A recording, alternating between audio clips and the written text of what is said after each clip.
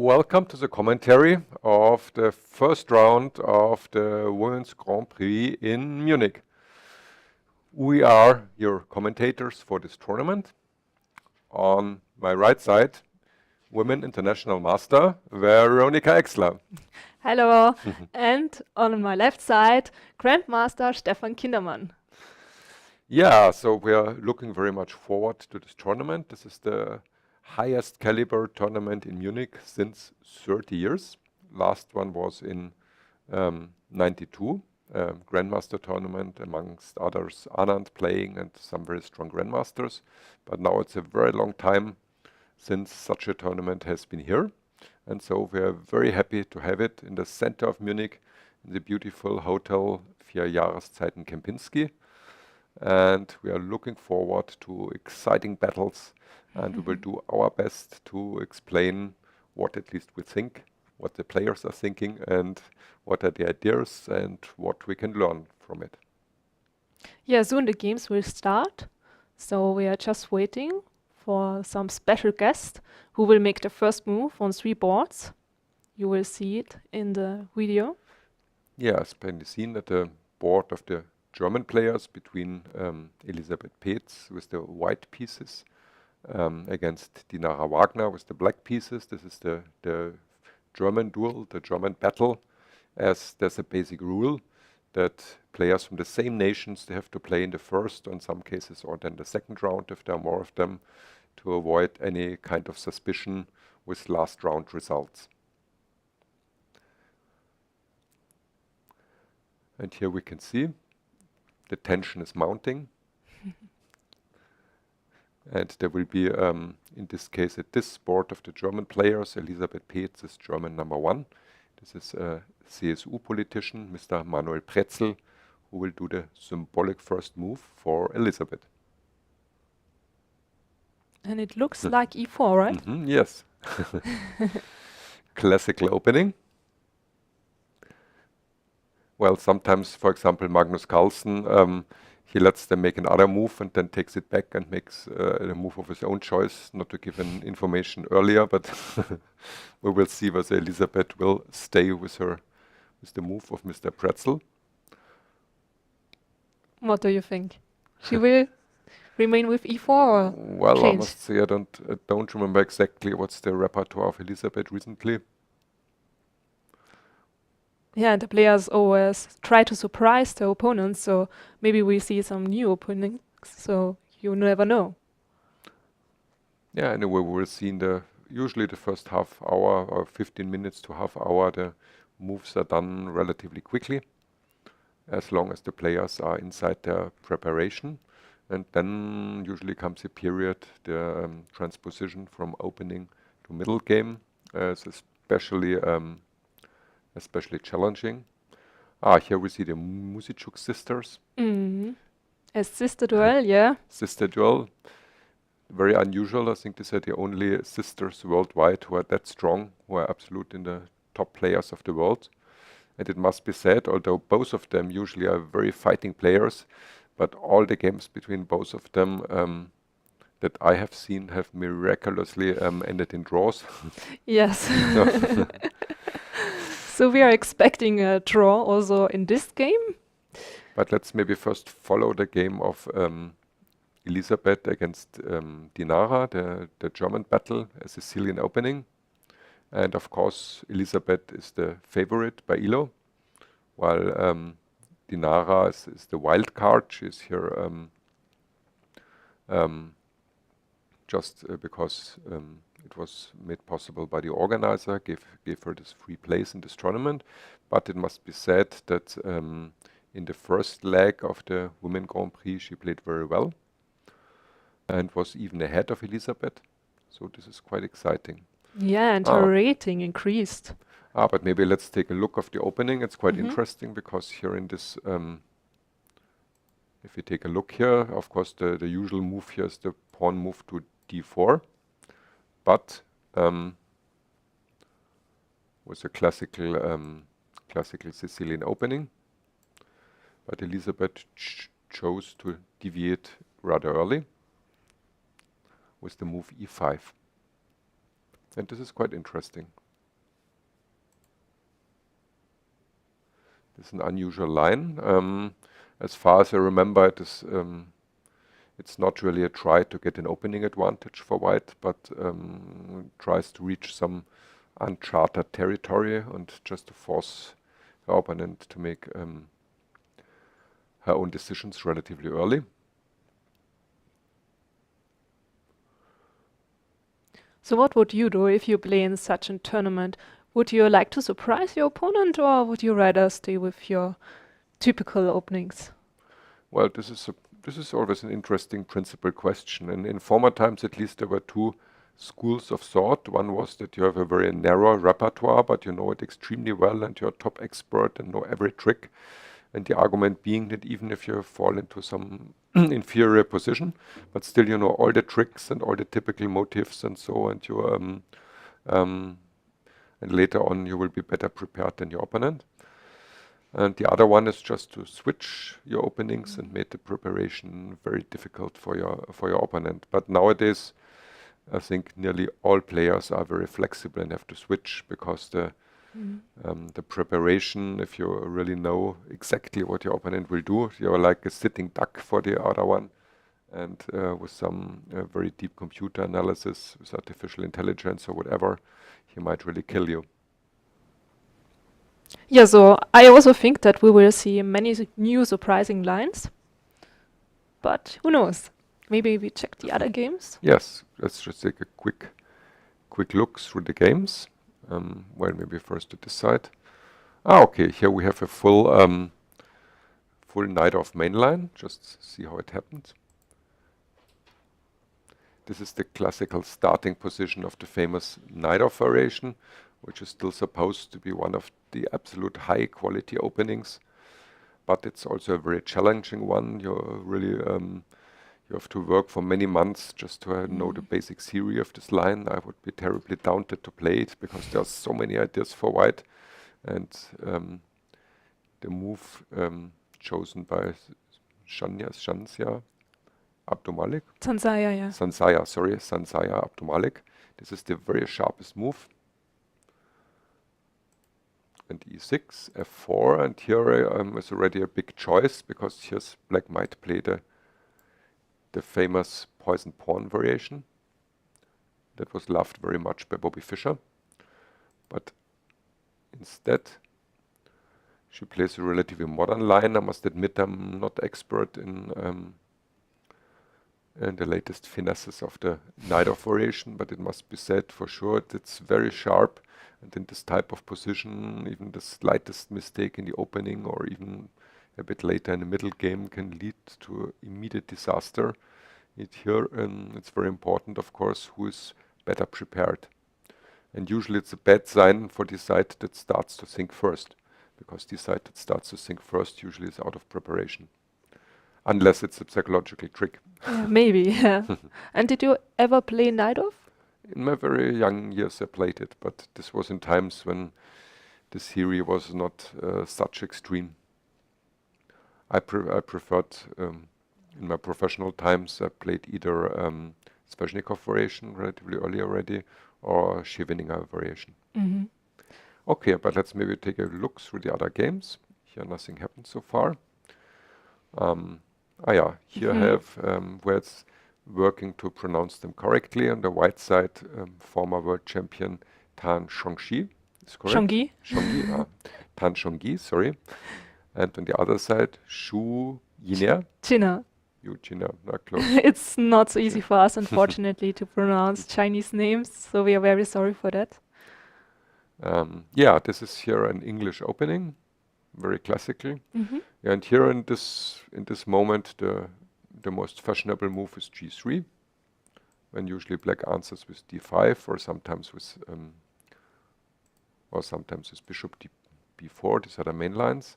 But recently also this move e3 has become very popular. And what about English? Did you ever try to play English? No, I think English I never played, in fact. Me neither. Most part of my life I was classical e4 player, and just recently I switched more also to d4, but yeah.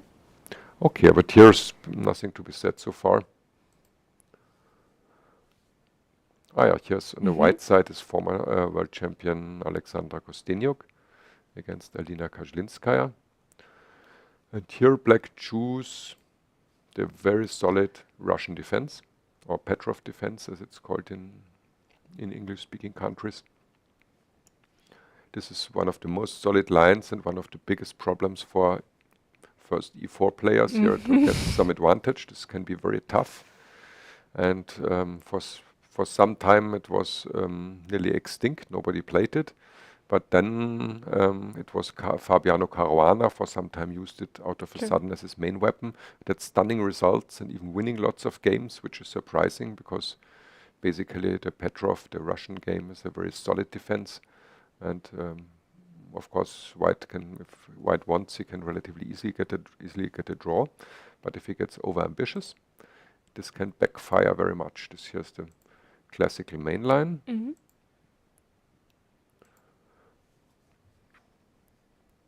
And here this, well, in the former times, white usually played the short castle, followed by c4. And knight d2, this is a very solid move. This is really playing for a small advantage in a symmetrical position. Not too exciting, but still black has to be careful. But white in this case shows she wants not to take any risks, but to play for just a little bit. But as it's said in professional language, playing only for 2 results. I mean, 3 results means you might win, you might lose or draw, but in this case, playing for 2 results mean either draw or win for white. So at least this is the approach. Whether that works out, we will see. Okay. Oh, that's also very nice. This is a benoni. This I loved very much in former times. Although it's a game between the Muzychuk sisters, I'm not really sure how hard the fight will be. But you always liked it with white, right? No, with black. I was also with black? Yeah, with black. For some time I played also quite successfully the benoni defense. But of course it's extremely risky for black because this pawn structure, especially this black pawn on d6, this is a very serious weaknesses and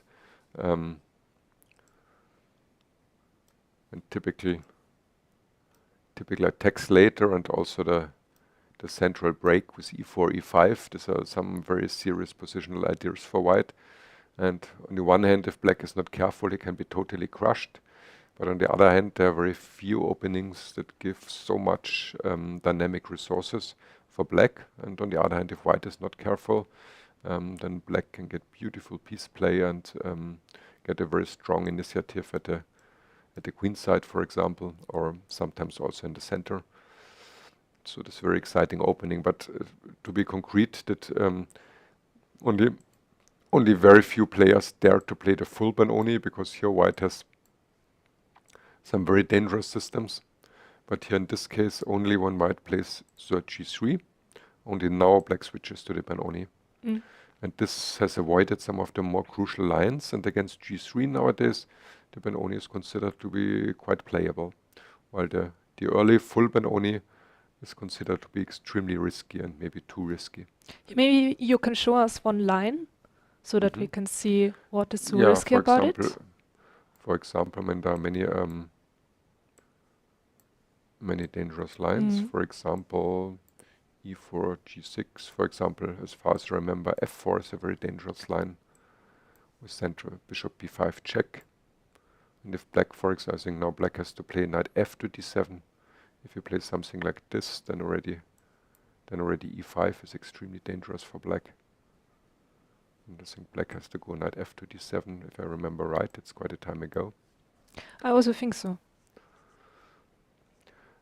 But the line that is played in the game, as I said, with g3 played, the benoni is quite playable. But it also leads to very interesting play. This knight d2 is typical move. As I said, white wants to bring the knight to c4 later and put pressure on this weak pawn. And usually black would like very much to change this knight against this knight.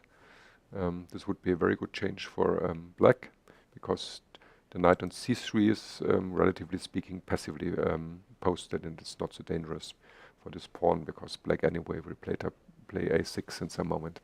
Okay, but now we neglected game number 1. Here we have the Indian. Another Petrov. Yes. We just talked about. But the other line. Yeah, but here she did not play knight c6 as in the Yes. other game, but I think bishop f5 is a relatively recent development. This is a new move, also very solid.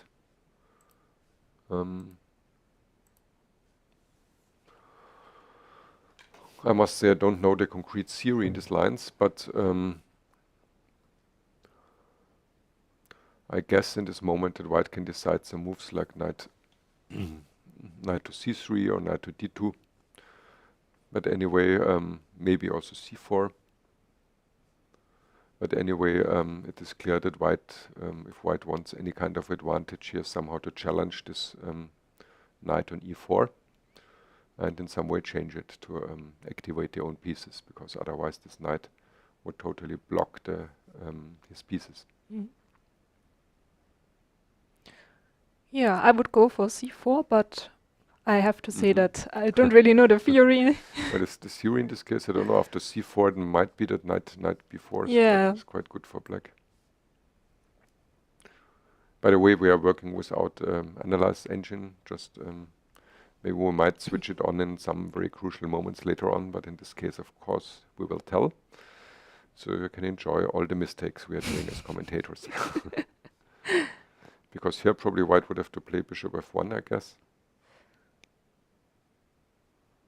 In this moment.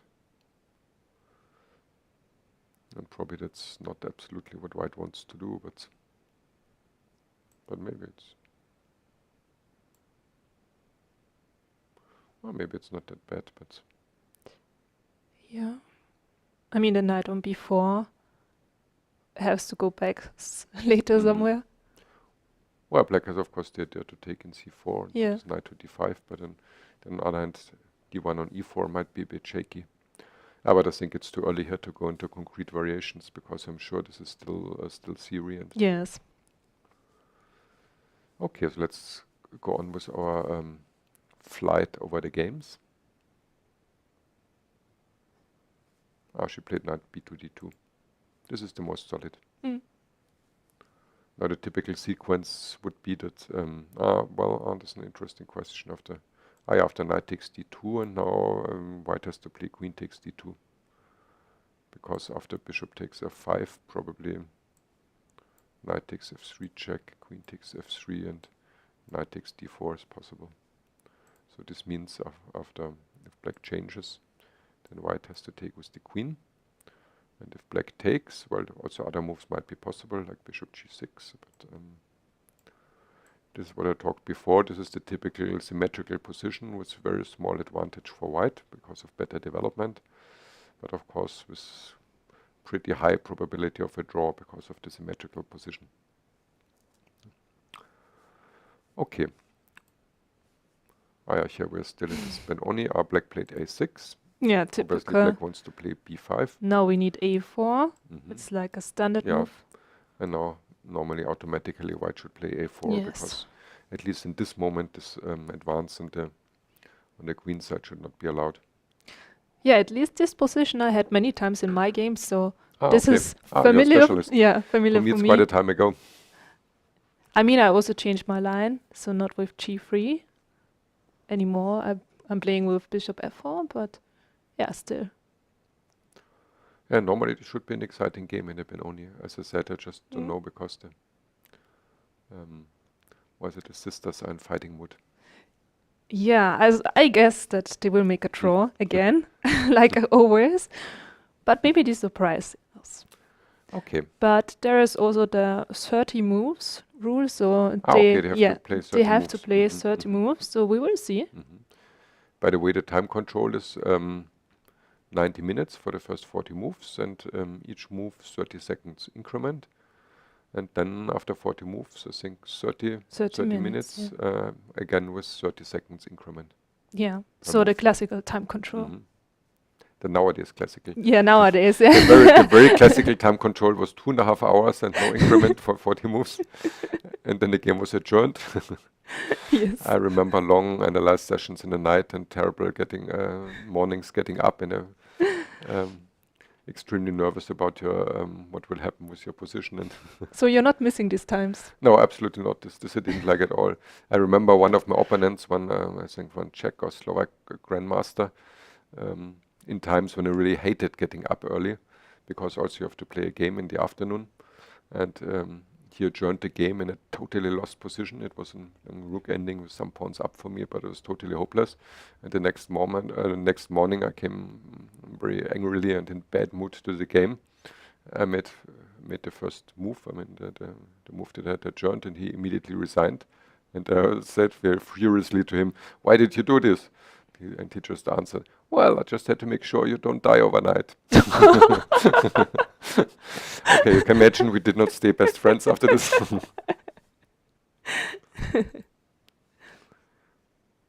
Okay, here we have, this is quite, now bishop g4 was played after, yeah, we saw this knight d2, we said this is normal move, we have to challenge this knight here. And instead of playing bishop f5, like in the other game, black took immediately, and pinned here with bishop g4. I must say, at least in earlier times, such pins always made me very nervous. I didn't like them at all. But nowadays it's not so, because in many cases also white players are even not afraid to get this double pawn here. But here, yeah, I mean, in fact, white has to do something, because black threatens to take this pawn here. Well, in some cases it might be sacrificed, but yeah, okay, you see this. No, because it's queen e1. Yeah. Maybe. Yeah, of course. And but then knight e6, so I don't know. Yeah, exactly. That's what I think. I think knight takes d4 now would be very risky. As I said, I think Veronika's move queen e1, this looks very promising. And then knight e6 to go knight e5. And this looks very dangerous for black. Because if now the bishop is hanging, and if he goes, for example, some brutal measures like f4, because then it's check. But this looks very, very even. There might be even ideas, although I don't think it's very good, but just to show the idea, even this, and the mouse here is not very good, unfortunately. Takes, knight takes g6. Would be an idea. I'm not sure whether it's very good, but I think there must be. Maybe riskier with the open king. With the open. But this looks. There must be something better. Maybe it's if f4 maybe, because then it's threatening g4, f5. Yeah, no, f4 is one candidate. I just was not sure, because black has bishop c5 check, but even bishop b5 check is not totally stupid. Also looks very dangerous. But I mean, there are several candidate moves here. I don't think black could ever take this pawn. I mean, on f4, then black definitively would first give check. But now, as pointed out by Veronika, if he castles, then probably we can play the brutal g4. And in the end, winning the bishop. Yeah. Well, I mean, anyway, I think it's serious. I mean, but just to point out why to take this pawn would be extremely dangerous. So black played bishop e7. And now, of course, it's a real threat, so white plays c3. And here, definitively, white does have some slight advantage. I like very much this pawn structure with c3, d4, especially with a black knight on c6. Because this black knight on c6 optically looks quite nice, but in fact it has absolutely no active squares, no possibilities. And also it hampers the black c-pawn, which might be important to fight for the center. Yeah, and the bishop on d3 is very strong. Now black castled, of course. Well, still it's not easy, of course, for white to develop initiative, but this is still a theoretical line, I think. Probably black will play bishop h5 here. Yes, he did. She did, sorry.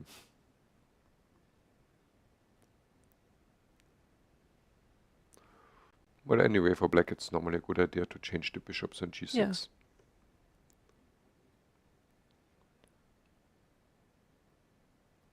And here comes a move.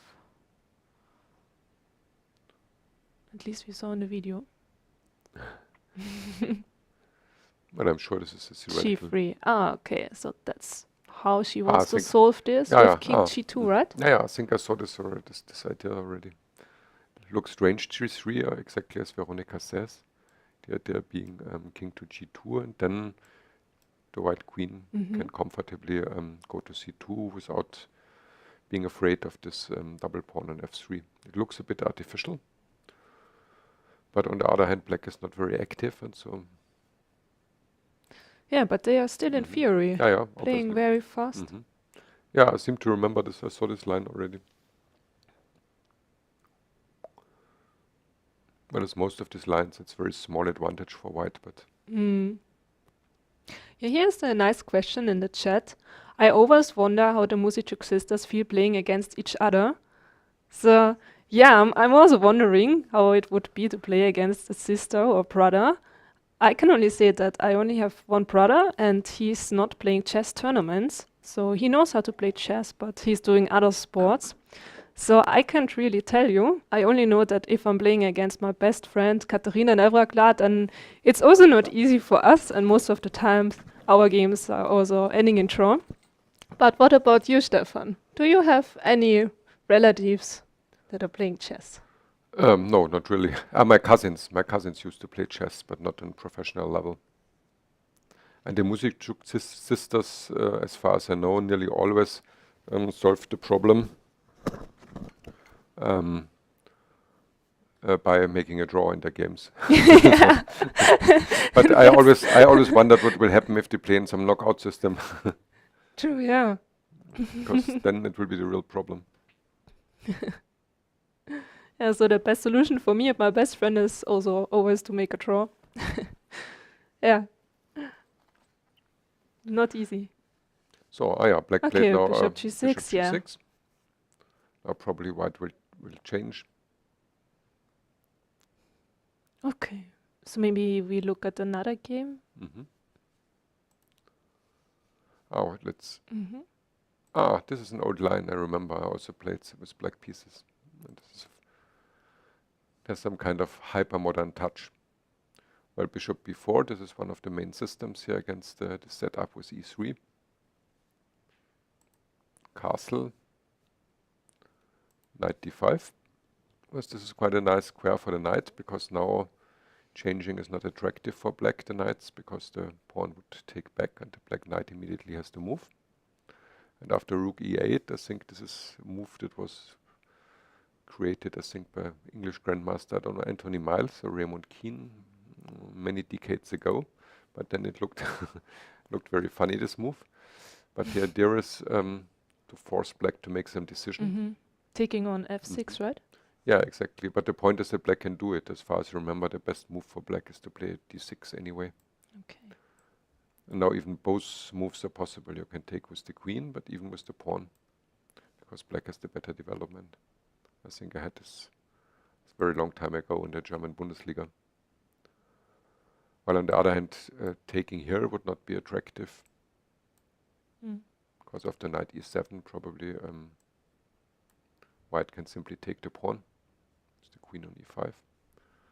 And should black play knight to b8, this might be a disaster after a move like knight g5, and black immediately has very serious problems.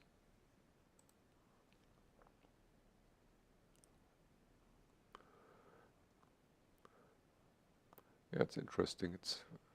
But these are very concrete lines as far as I remember. So, Zhu Jiner, Zhu Jiner, rather should know this line, otherwise it might be very dangerous.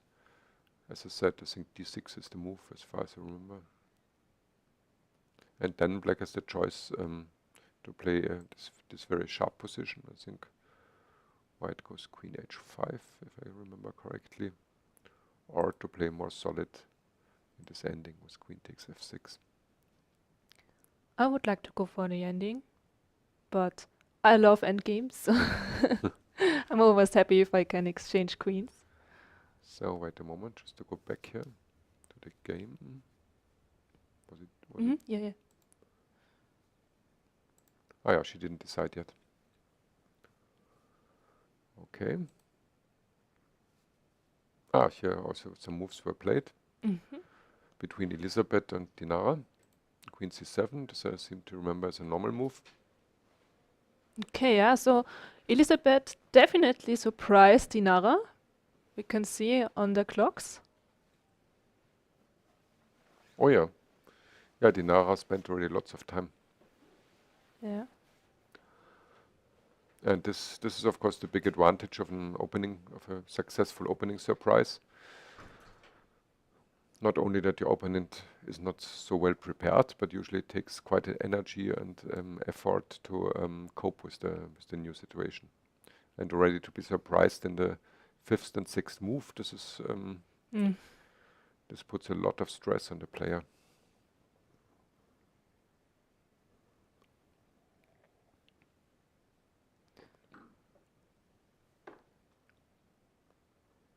Yeah, it's really an interesting line. I never saw it before, but I'm also not a Sicilian player, so I can't really tell. Yeah. Well, it would be normal to take on d4, I guess. I also don't know this line exactly, and probably white would just take back with the queen. Well, and now, of course, is the question. Normal move would be a6 here to control this possibly dangerous square. But of course, white has very good development here. He might attack with bishop f4, and in some cases, knight c4 to highlight this weak square. Mhm. This is quite interesting. And is Queen c7 the typical move in this line? Yeah, I seem to remember that Queen c7 is played, but whether it's the best move, this I don't know. Then it's a rare line. Mhm. So this was definitively a tricky decision by Elisabeth. Mm. And especially in the first round, most players are still a bit unsure about their form and are quite cautious. There are lots of players also in the first round who don't object against the draw, just to get into the tournament. And being really attacked and put under pressure immediately, this is not an easy situation.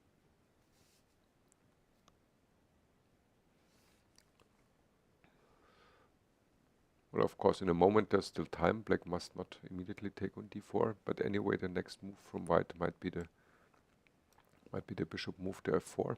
Mm. And also, always black has to calculate about bishop b5 check, or in some cases knight b5. So this is very concrete. Yeah, very interesting. And I think that Dinara will still spend a lot of time for the next moves. Okay, so let's look for the even sharper Yeah, what happened here? knight off. Oh, wait a moment. Here somehow. Wait a moment, just to get back in the game. Sorry. This we had seen before. And now queen f3. This is typical square for the queen in this knight off variation. But the unusual thing is I knew this knight off lines without h6, bishop h4 interposed. Oh, now e5. This is interesting. I think this line exists, but I must admit I don't know it. I mean, e5 of course is a typical push in the systems, but it's rather double-edged because it gives these two vital squares to the white knight. So it's well, but I mean it's surely prepared in theory. But white takes. Now on the one hand, black has a beautiful knight on e5, but on the other hand, these knight squares in the long run or after the long castle, the pressure on the d-line can be a problem for black. On the other hand, in the moment it's not so easy for white to play the long castle due to bishop g4. I mean, can do it because he still has the move knight f3. Ah, this is interesting position. I mean, I'm sure it's still theory, but yeah, so I guess here will be a lot of action in this game. yeah, this is for sure. This is hyper sharp. What would you play intuitively with white without knowing the theory? Phew. Well, I like the big castling. Probably big castling. Yeah, well, I was thinking about a very principled move, knight to f5. I mean, on long castle, then I guess black has the tempo, bishop g4. And Yeah, then knight f3. knight f3, and then probably black should play the queen somewhere. Maybe queen a5 or something like this. Mhm. In some cases, hoping to sacrifice the exchange on c3. While the alternative would be to play knight to f5, which is a very principled decision, because probably black will have to take it.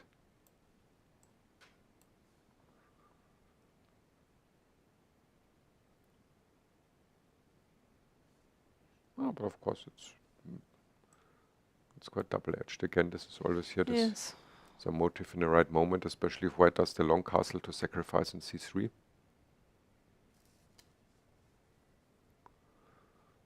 Oh, probably black is also quite okay here. Mhm.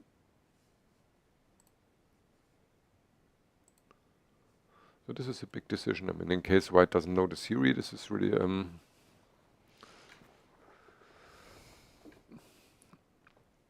Yeah. because this is the type of position absolutely in contrary to the Russian, the Petrov games. Yes. A lot of action. Yeah, in the Petrov games, if white doesn't know the theory, I mean, it's not a big deal, then maybe there's no advantage and will be rather drawish. But here, if white doesn't understand what's going on, then it might be absolute disaster. And what if white plays h3 Yeah. and immediately g4 after castling? Yeah, h3 is a move that I like because it prevents also bishop g4. Yes. And maybe waiting and see what black does. Yeah, h3 I like, but maybe the next to play the long castle. Yeah. And then later g4, g5. And yes, I think this is going to be a very wild game. Yeah, this is for sure. Very exciting for us.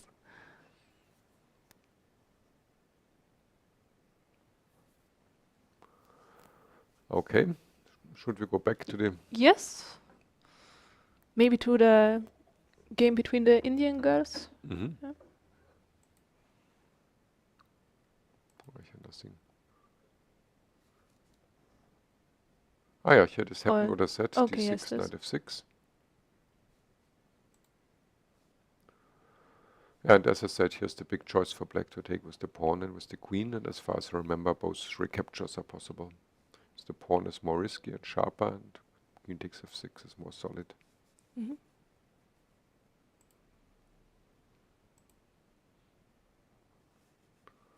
Ah yeah, here in this Petrov game, bishop g6 was played. Is not surprising, and this is interesting. Black took back with the pawn, with the f pawn.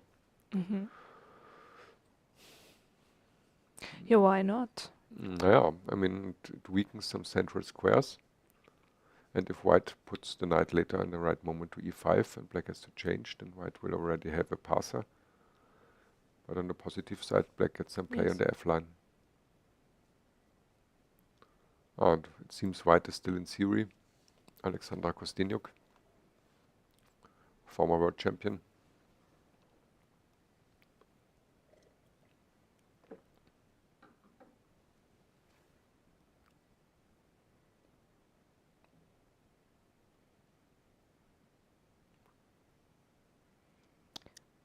And here comes the move, I think it was. Yes, Yeah, rook e8. Yeah. I just wanted to ask, I said, why after queen e2, I would wonder why not to play rook a e8. Because now the queen looks a bit stupid on the e-line. Yes. I don't know. It's a bit strange. I mean, of course, it's not But maybe her plan was anyway to go to d3. I don't know. Yeah, maybe just to go to d3 then. But on the other hand, if it goes to d3, then black can play always queen f5, and it's hard to imagine that this is very much for white then. Yeah. White is playing for an advantage at least then.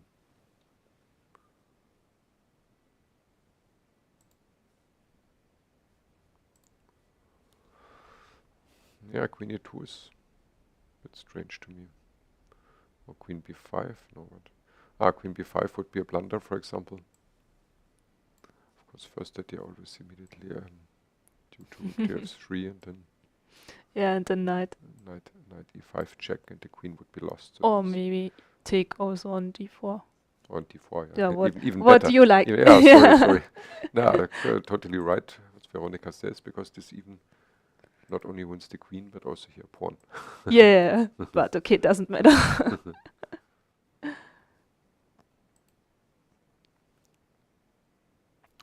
Yeah, this queen e2 move, as said, but queen d3 would be normal, but then if black wants queen f5 and then...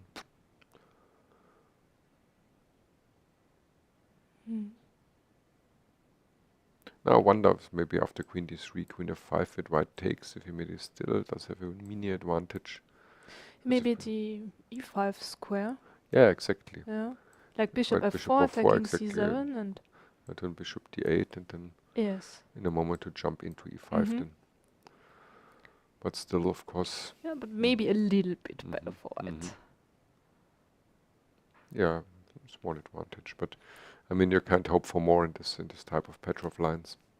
Yeah, but just squeeze and yeah, give your best.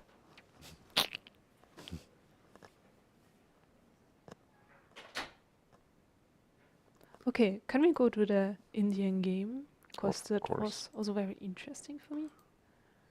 Yep. Then we can compare. Yeah, what happened here? Well, here the problem was solved directly. This also was the line that we were discussing. White played here the very solid move c3. As I said, this is strategically very nice because it strengthens the center, while the black knight makes it impossible for in a moment for black to do the same. Now prophylactic move h6. Okay, this is the question. Yeah, but probably it's because in some moments knight to g5 might be a problem. For example, if let's say black plays queen d7, bishop f4, and now bishop d6, then knight g5 might be a bit unpleasant. I mean, or even immediately bishop d6. I mean, yeah, also instead of h6, you mean? No, I mean h6 to be able to play bishop d6 yeah, exactly. immediately. Yeah, because then there are no problems with a knight move to g5 then. Yes. Yeah, see, and it's bishop d6 plan, yes. Yeah, probably bishop d6. It's played. It's played. Well, of course, I mean, if white takes, then still white has a small advantage because he has the e-line. I mean, typical scenario might be white is doubling now the rooks. And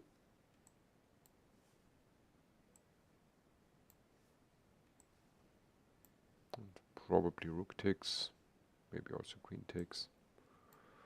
And white keeps a very small advantage because the control of the e-line, but of course pretty difficult to make something out of it. But still, it's definitely more pleasant for white.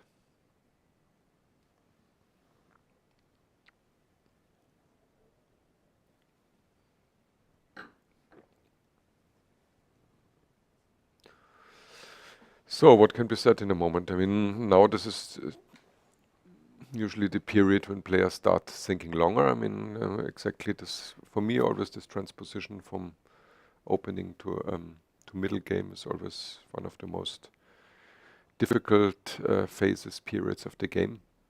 Oh yes, I spend a lot of time for that period, too much time. Yeah, this can be very tricky, and for me, even if normally I never liked, also in my professional times, to play very long forced lines, but sometimes I did, of course, and even if I knew the line, and even if I knew it better than my opponent, and even if at the end of the long forced line I was somewhat better, then after playing 20 moves by heart, by memory, then I found it very difficult to get into the game somehow. Yeah, it is. It is. So some people also say that you should already start to think a little bit, even if you still know the lines, so that there is not such a big cut. Yeah, this might makes often much sense, even if you know the line, invest some time just to get into the feeling of the game. And also it might have some advantages not to give your opponent the information that you really know everything for sure by heart. If you think a bit, then at least he or she can be unsure about it.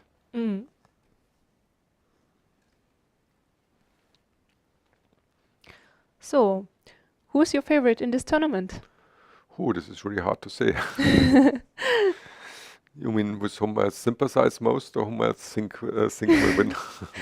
Both. Yeah, this is an interesting question. I think concerning ELO rating, I think Humpy is number one. Yeah, Humpy was the second woman in the world, reaching 2,600 rating, so really great. So second after Judith Polgar.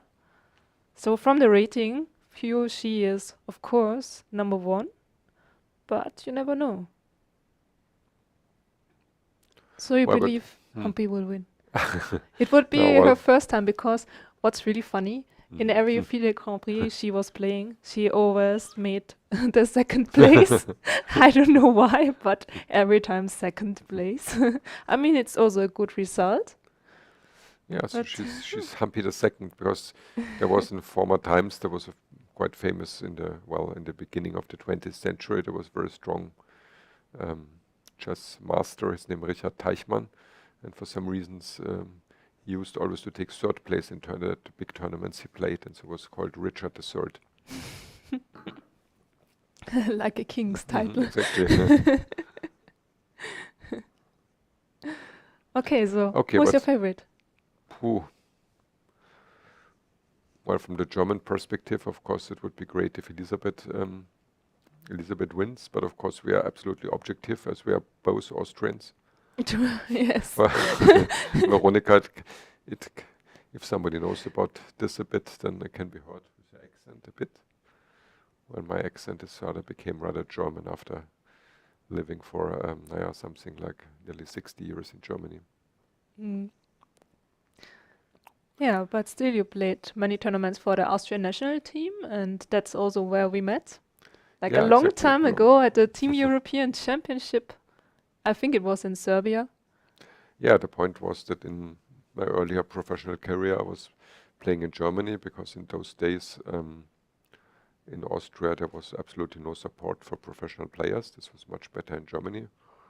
And in those days it was enough to play for, I think you had to play for 5 years for a club in this country and live in this country and give a declaration that you intend further on to play for this. This was enough. Nowadays it's much more strict.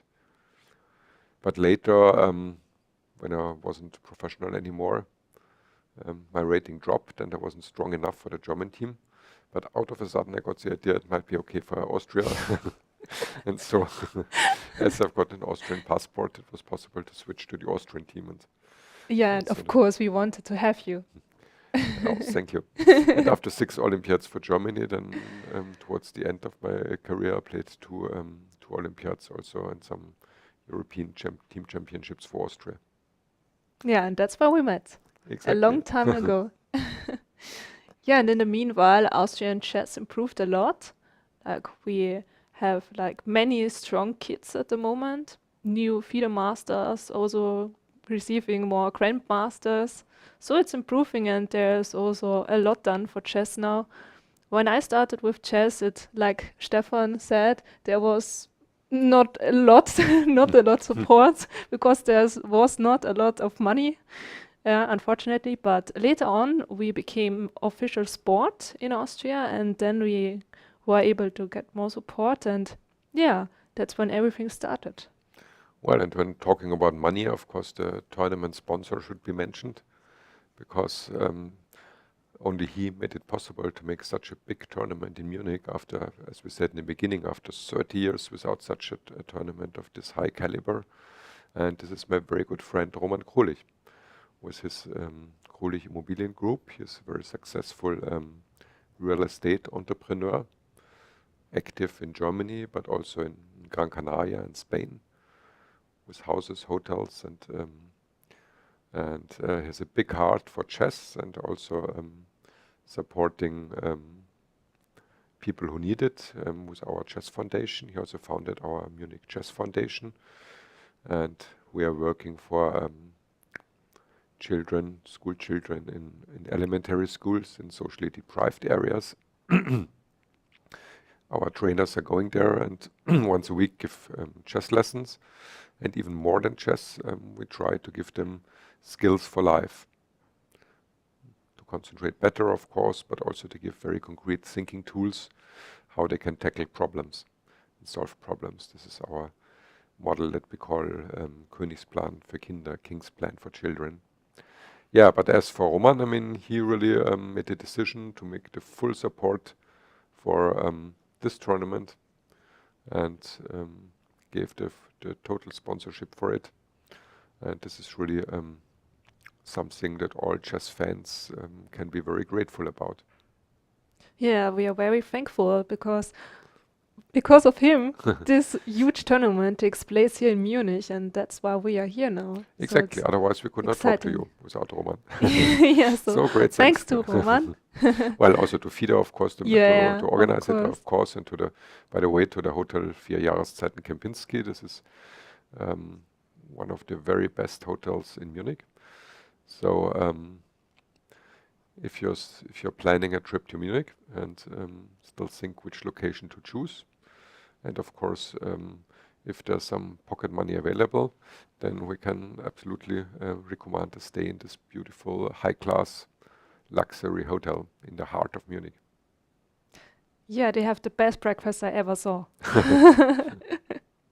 And ever ate, I guess. Yes, I spend a lot of time for breakfast, and usually at chess tournaments I sleep very long and then I miss breakfast, but here it's not a possibility.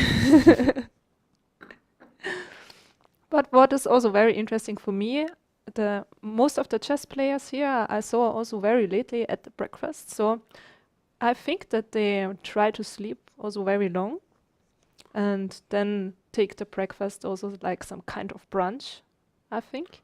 So how did you practice this in your chess career? Yeah, I used to sleep very long. I normally didn't manage to get breakfast because I got up maybe at lunchtime normally.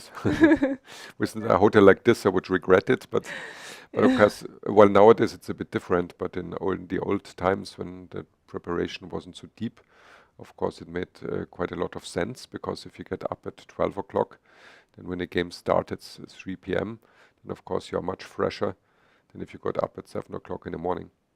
Nowadays it's different, of course, because the preparation for some hours is very important before the game. If you're lucky, you've got a second who will prepare the openings for you. But if not, if you have to do all the preparation work for yourself, then of course you have to get up earlier and get the consolation to take the breakfast. Yeah. And for me it was very interesting that Eva Moser, she was the best Austrian chess player, like woman chess player.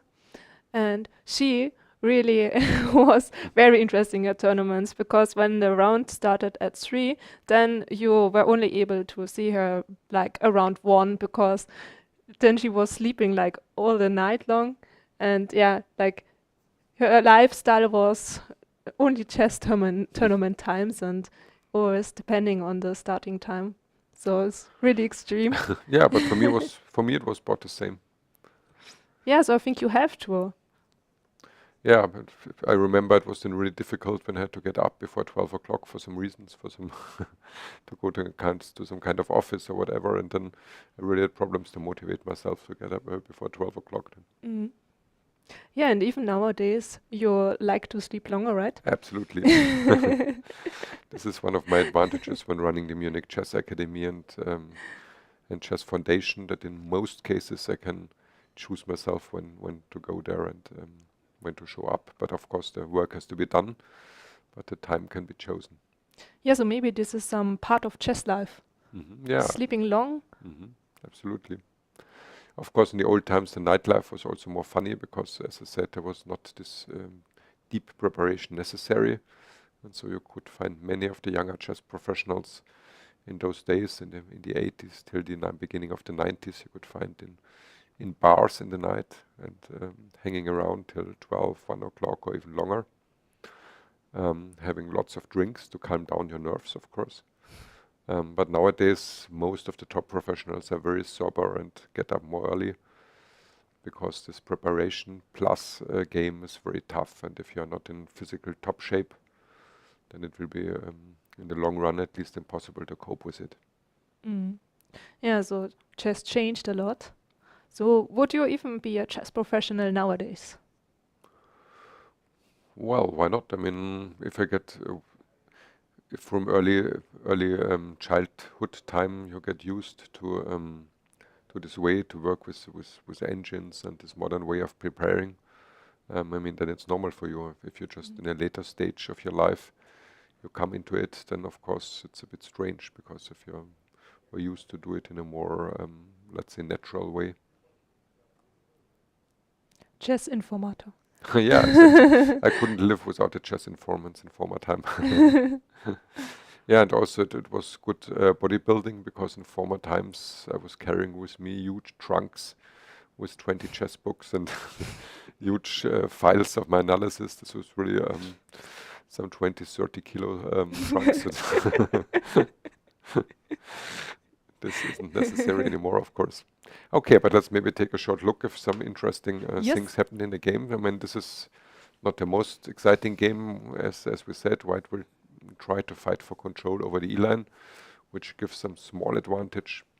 In some moment, if possible, it would be a nice idea to bring the knight here. But of course, black can block this with g6. So the main focus in the moment will be on the E-line. Small advantage for white, but nothing serious. Ah, yeah, here the game of the... okay, I know this line. So this h3 is a typical move for white here to prevent a black move, a knight move to g4. Rook b8. Now black prepares the pawn push to b5. Knight c4. Now this pawn is attacked. And as I said before, to change these knights against each other, this would be quite an achievement for black because the remaining white knight is not very well posted. And so this is a typical move. I seem to remember there was a very famous game. This was my first chess Olympiad I played in Lugano in 1982. This was my first chess Olympiad. I played for Germany in those days. And there was a very famous game that you surely can find between Kasparov is black against Kochner was white. Kasparov was very young, and in a fantastic game totally crushed Kochner with beautiful sacrifices. And I seem to remember that it was this line. Knight h5 is also a typical move. Now the black idea is to advance with f5 and in some cases later with f4. White goes f4, and now if black would have to retreat, this would be a positional disaster. I mean, if black had to play, let's say, knight d7, and white probably can even play g4 immediately or just king h2. And later play e4 and the knight comes back to c4. This would be very bad for black. But as far as I remember, this sacrifice is well known. Knight takes g3.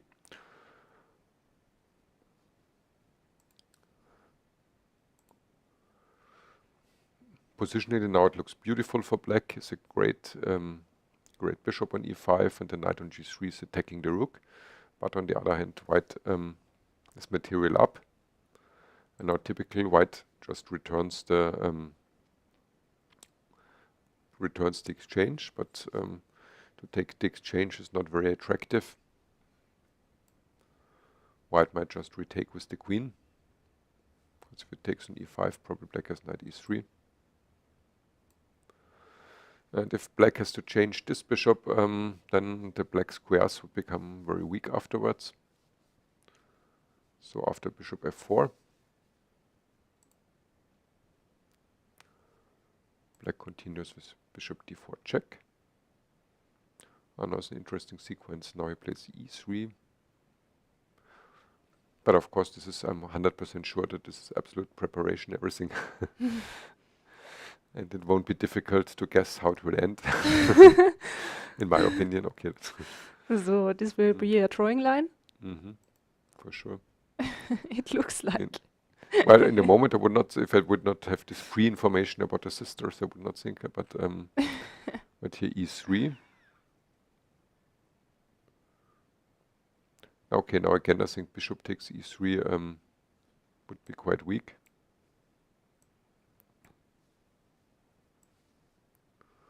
As then after simple move like rook f3, I think the black black attack patterns out, and when the white knights will come back here to the crucial central squares, this might be very bad for black.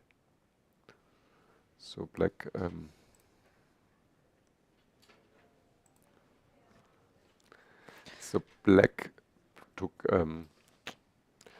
took with the rook on e3. Okay, white blocks doesn't take. Oh, this is really very hot stuff. Yeah, so maybe we check this game later because we have a special guest right now in our room, and we are welcoming here Roman Krulich. The tournament sponsor. So, Roman, please Hello, take a Roman. chair. Please come closer so that you can be seen here on the small screen. Okay. More in the middle, Closer, maybe. Otherwise, closer. closer. Otherwise, no, closer to us. Yeah. Okay. Okay. Okay, maybe a bit because only the frame. Also nur im Rahmen. Okay. Yeah, exactly. So, how do you feel about this tournament?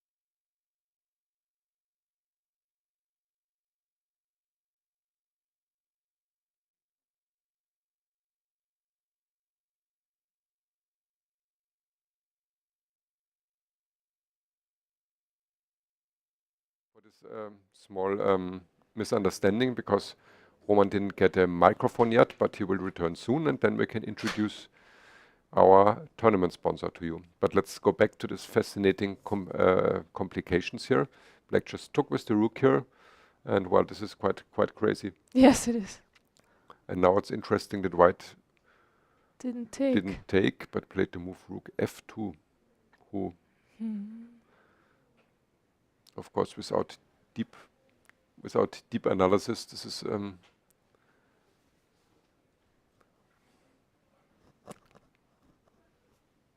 without deep analysis, it's hard to understand what's going on. I mean, let's say white would take. That's the question, what's the problem here? Yeah, okay, but even if black now simply takes on f1, now black has kept this very strong bishop. I mean, this is of course, he does have 3 pawns for the piece. Yeah, so this might be quite okay for black. Maybe black can, from the positional point of view, play f5 and take away the... and it's, I think in such a position that black, in fact, would have very good play for the piece. This bishop is fantastic on d4. So maybe this explains... Well, white doesn't want this, so she plays, automatically says he, plays rook f2, blocking the discovered check. And queen h4. Such an interesting game. Yeah. Well, normally I would think now this is the board is burning. But yeah, there must be some drawing lines somewhere. Yeah, white Now white takes because there's no check in the moment. Ah, yeah, this is the idea now, because if black wants to get the exchange back, she would have to give her bishop. Mm-hmm. And this, of course, is much better for black than the variation we just showed, because if this bishop stays on the board, this will be an absolute power piece. So, okay, this is an achievement for white now. Aha, now king takes is also a bit surprising. I know lots of people who would automatically take with the queen, but I guess the point is that now here, black simply would take in h3. Yeah. Of course, this is the fourth pawn already, and now the white king is absolutely without shelter. Mm-hmm. Okay, but king f2 looks also a bit tough somehow with the discovered check. But it's forcing. Okay, then. Okay, now of course the king has to go back. Okay, black changes the knight. Now in the moment, let's take stock. Black has 3 pawns for the piece. Mm-hmm. But if white would succeed to bring the knight back into play, this would be still very critical. So of course black plays the typical benoni move, b5, ab, ab.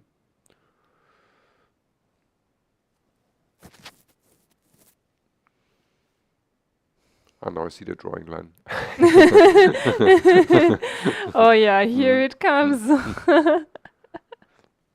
Yeah, Yeah. well, if white could, if the queens would be traded, this would be probably somewhat better for white, although it's also not entirely clear.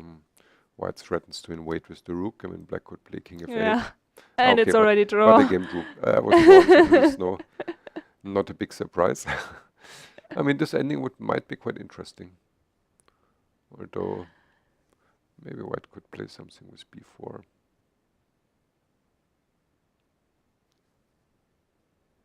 This might be a typical move here to attack the black pawn structure, because black takes and then knight c2. And if white gets back now to this pawn, then he has destroyed the black structure and has some squares where to invade the black camp. So this might be dangerous for black. So black avoids the queen exchange. White offers the queen exchange. Okay, but is there something else white can play instead of queen g2? c2, I mean. Well, here in the moment the problem is that knight on a3 is so misplaced. Of course, white might play on. I mean, white might play something, let's say rook e1, for example. Or f1, then attacking the pawn. f1, maybe. e1. While in rook f1, I guess black can simply play bishop f5 then. I would think maybe rook e1, but of course also here black. Okay, but would be playable, of course. I mean, maybe bishop f1 might be an idea.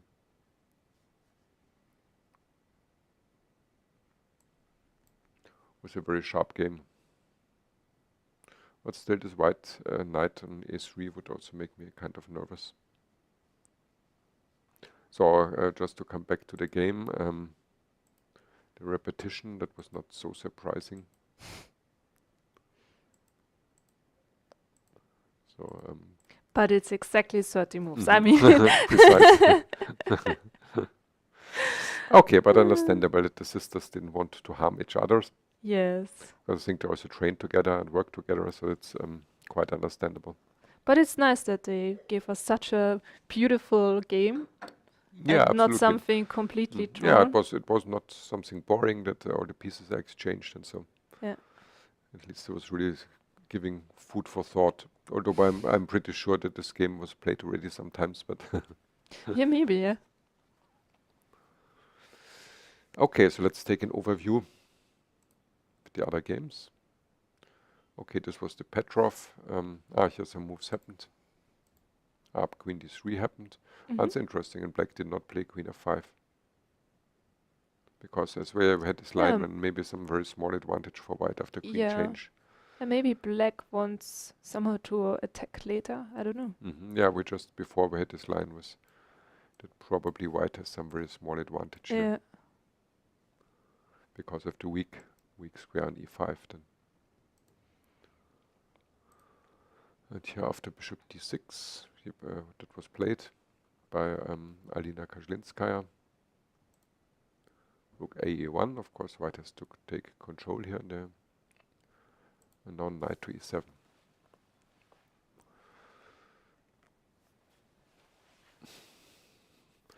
What do you think, Veronika? Does white have some advantage here?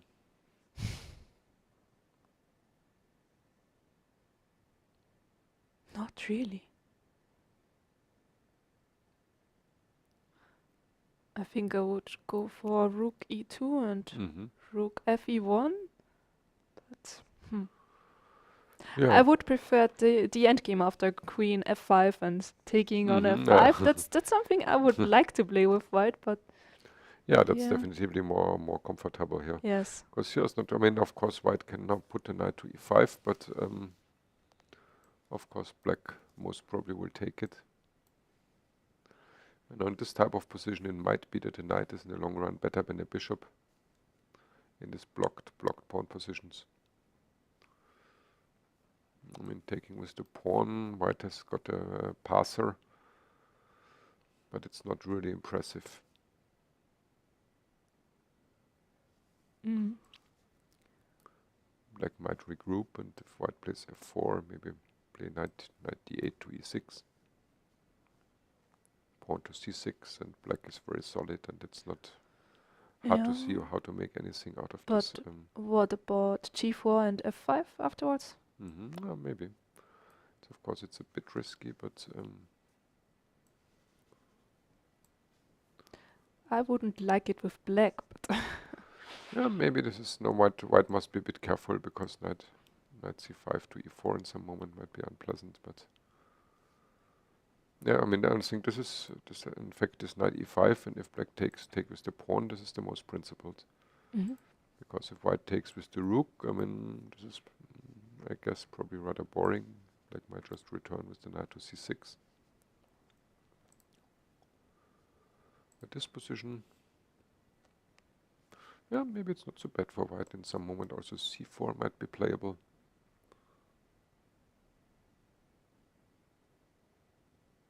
Well, it might be that white is a little better here, but maybe after knight e5 is the next question whether black has to take.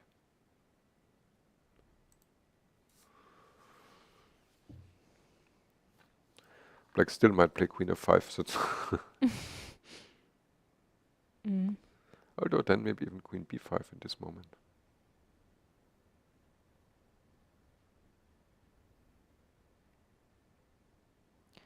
Interesting. So I like the knight e5 move. White is thinking, Ross, this is really a difficult decision. Yes, it is. Because knight to e5, this would change the character of the game completely. So this is really a...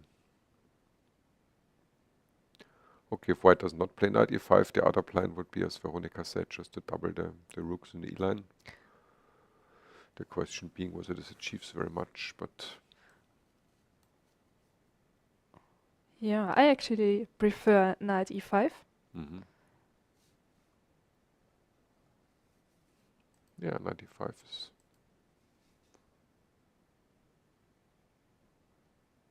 No, I think it's not so bad. Well, maybe after knight e5, black could play take and play c5, and if black is not afraid of e6, in some cases put the queen to c6 and or knight returns to... I like more than the other way with the knight jumping around. Yeah, because it's not so clear how strong e6 is. It might also fall in some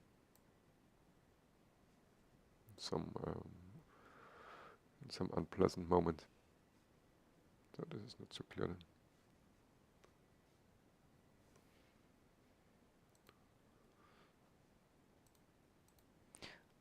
And rook e2. So the solid my rook first e2 was played. decision, Yeah, okay, rook e2 is of course more solid. This keeps much more control. After knight e5, the game with bishop against knight might have become quite double-edged.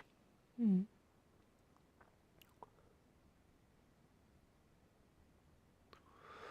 So, I mean, normal reaction would be that black plays her knight from e7 somewhere, either to f5 or to also to c8 is interesting.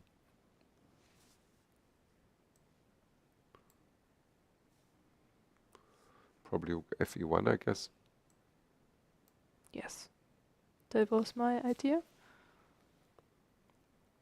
Yeah. Okay, now if black changes rooks, then the white might take back with the queen to take control of the e-line. And then it's not so easy for black to entangle. Mm. Let's see here.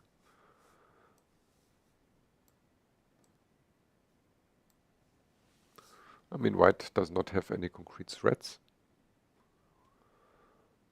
But it's never pleasant. But it's a bit pleasant. And then Yeah. sometimes white might kick the knight with g4, though of course this must be played in the good circumstances because it also weakens some squares. Well, still it's not so clear what's really the white plan here, besides also jumping in here in some moment. But I mean, let's say black plays some solid move.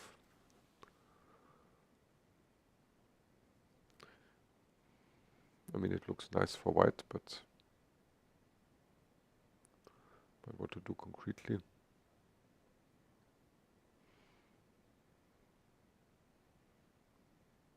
Good question. Yeah, maybe white does not have some real advantage. I mean, it's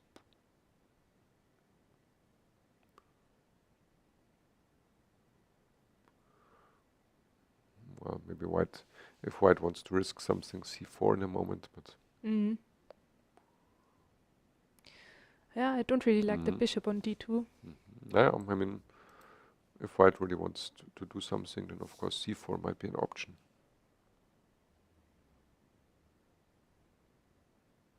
But still, I don't believe it's really something. I mean, dc, queen c4 check, and maybe even some solid move like queen f7.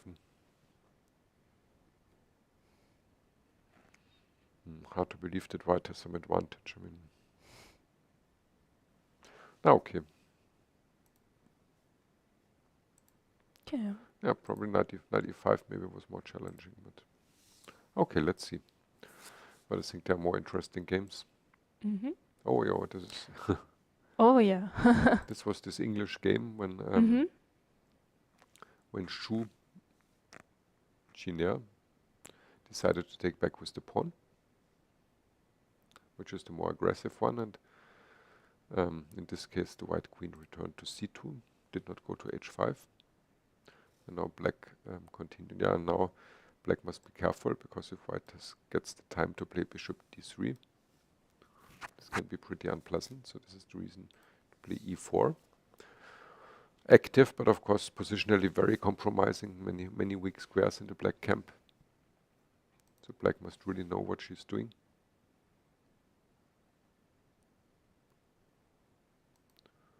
And she spent really lots of time, so this is a hint Yes. that probably she's not in her preparation.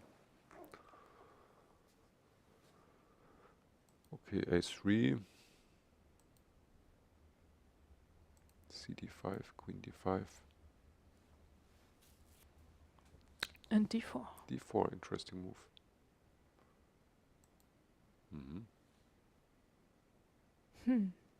I mean, of course, speaking strictly positionally, it is beautiful for white.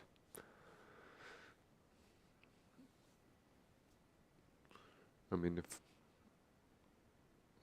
probably black should play it in kind of dynamic fashion, because if black does not take in d3, Yeah, I would take. yeah, because otherwise the black structure here with all these squares is pretty terrible. I mean, the bishop can go to c4, the knight can be saved with g3. Maybe even long castle later for white, this bishop d2, long castle.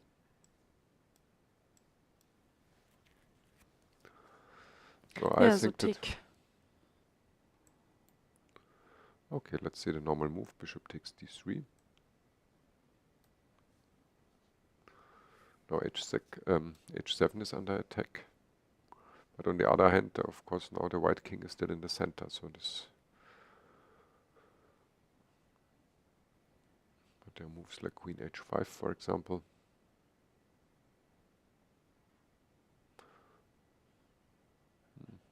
But of course also here, I mean, positionally it's quite terrible for black, but okay, but knight d4 basically doesn't achieve something. White can even play queen c4 maybe, and no, not queen c4, then it's the knight fork on c2, but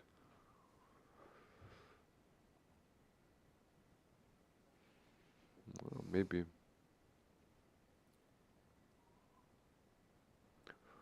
Or the alternative would be a move like queen to h5. Yeah, but 94, if it works, it looks more interesting for me.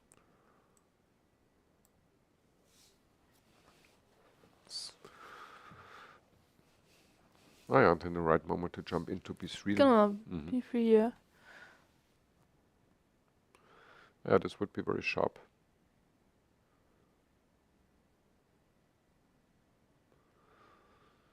But of course white might play in some in very materialistic fashion, just to take in h7 and play a move like queen d3.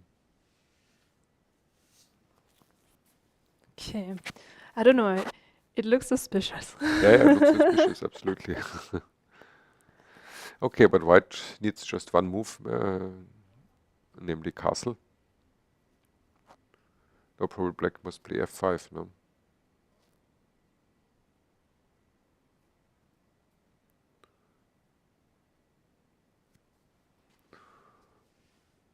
I think this must be the critical move if this works then. Because now white cannot take here. Because of the bishop f5, knight f5, or knight f3. Maybe he can. Yeah, king e2. Knight f3 check. Maybe he can and play king e2. That's hot stuff then. Okay. Okay, now maybe take queen knight takes d4. f5 and then but okay, but white can play g takes f3. Yeah, no, I don't like it for black. I'm sorry. Yeah, it's hard to say. I mean,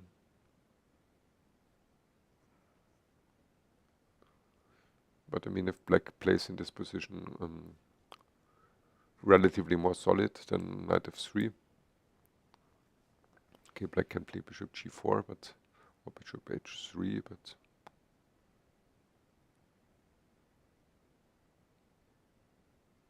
bishop h3 then would open the g line. It's doesn't look very good. Yeah, bishop t4.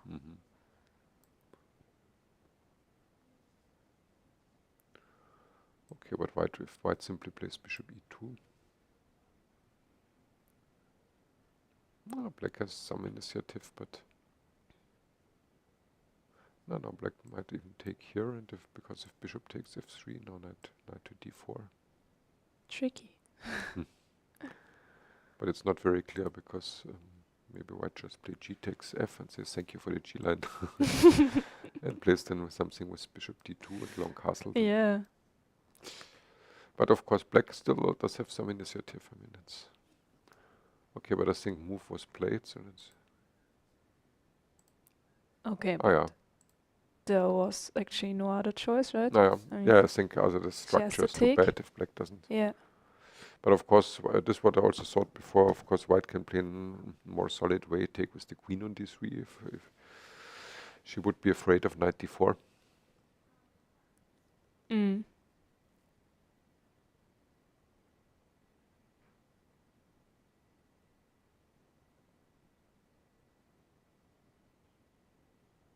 Yeah, interesting lines here. But of course, bishop takes d3 was clearly the more interesting line. What did we say? Either as candidate moves either knight d4 or queen h5. And queen h5, yeah.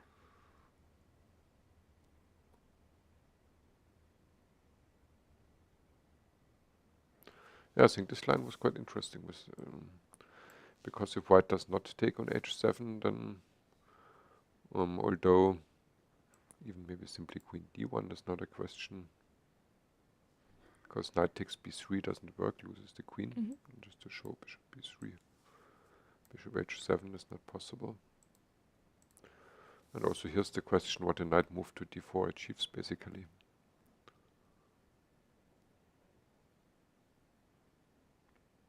Irritating.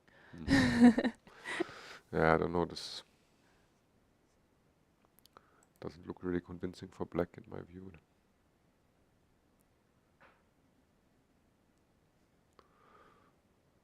Or maybe this queen h5 is still relatively better.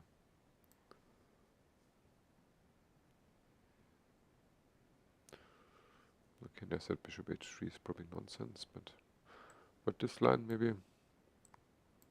Black is a terrible structure, but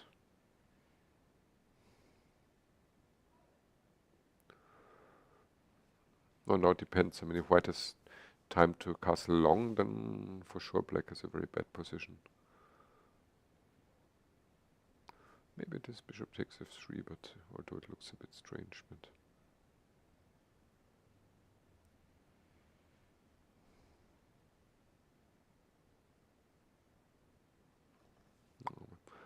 still, altogether I like it for white. I mean, I don't really believe here in the black dynamics. Yeah, me neither.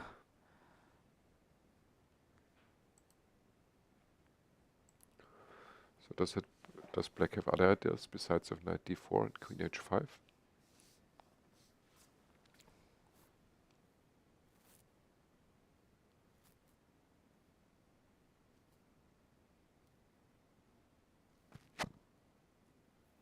Not really, I guess.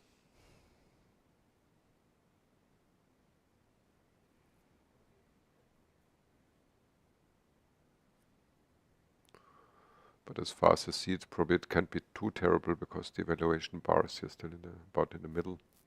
So probably it should be playable for black, but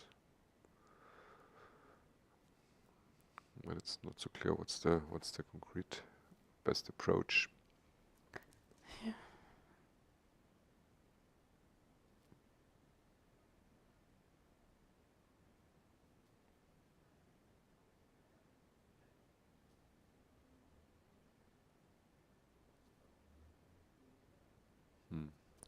Interesting, Master. I don't like it for black.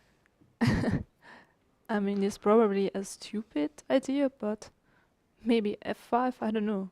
Yeah, also Also to open the bishop, and also with the idea of f4, but I think it's stupid, but maybe there is something behind it. Okay, but the one big problem is that now if you ignore it, short yeah. castle, then black stays with a rather bad structure, and now f5 is under attack, and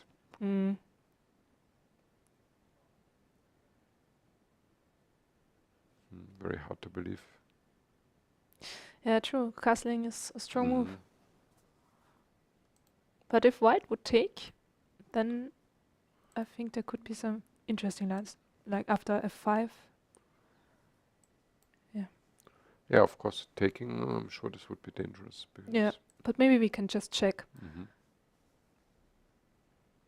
So that's what I wanted, but you're too clever. This pawn looked too poisoned. Yes. I was giving my best. Well, here maybe knight d4.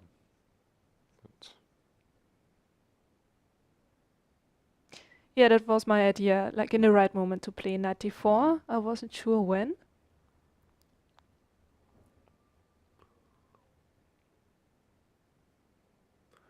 Yeah, even this is similar to the line we had before. I mean, probably you have to play it now or when. I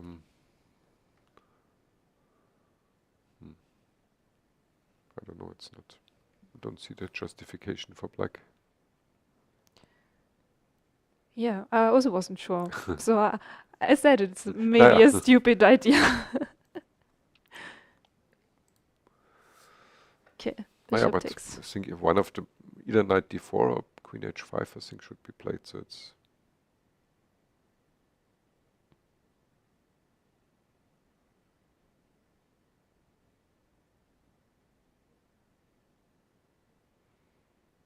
Okay, yeah. So maybe we check some other games. Yeah, here, although the evaluation bar is in the middle, but somehow I definitively would not like it as black. Yeah. And I would think that white is better, but there must be some very concrete tactics.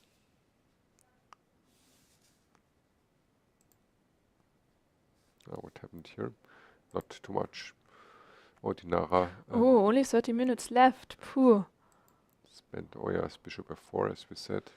And Queen A5. Mhm. Oh, that doesn't look like a good move. I mean, it's losing so much time.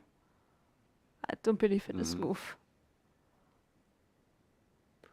Oh yeah, and also the evaluation bar here is very high in white's favor, as I just see. Yeah, there must be something. Mhm.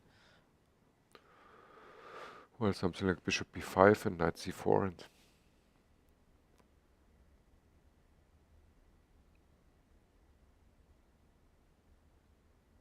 that's interesting. I wouldn't have thought it so disastrous for black. I mean, of course, it looks not too good, but Yeah, but I mean, it was queen c7 and then queen a5. So mhm. according to the opening rules, it's nothing you should do. Well, nowadays, unfortunately, nobody believes anymore in in opening rules. This was in the old times. Okay, but what's the refutation?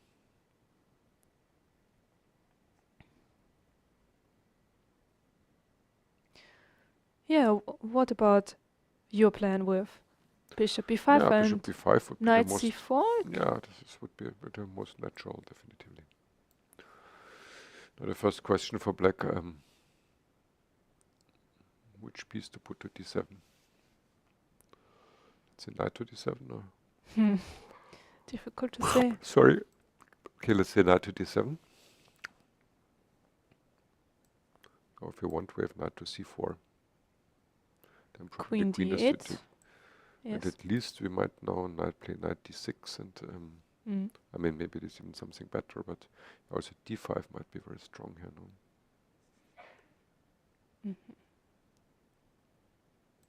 Either d5 now or simply knight d6. But d5 looks also.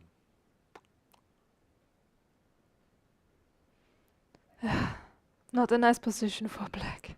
Maybe black can play a6 then.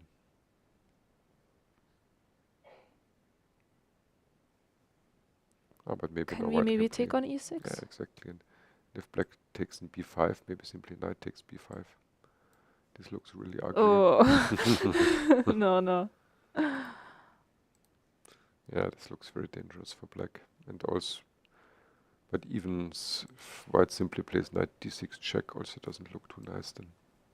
This is very important bishop here. No. Okay, so this looks bad for black. So after knight, just to return. So after bishop b5 check, probably knight d7 must be bad. So probably bishop d7 must be played. But of course, at least now white can get the bishop pair for free in very nice position.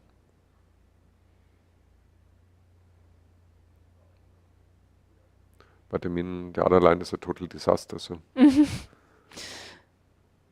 But maybe there is more for white. Yeah, quite possible.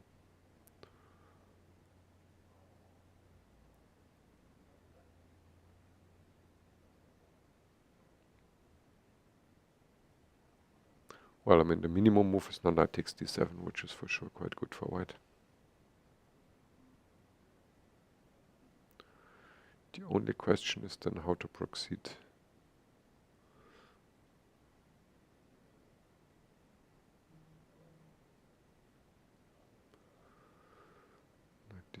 Knight d7, and then, well, maybe short castle simply. I mean, just this. I mean, probably there's something better for white, but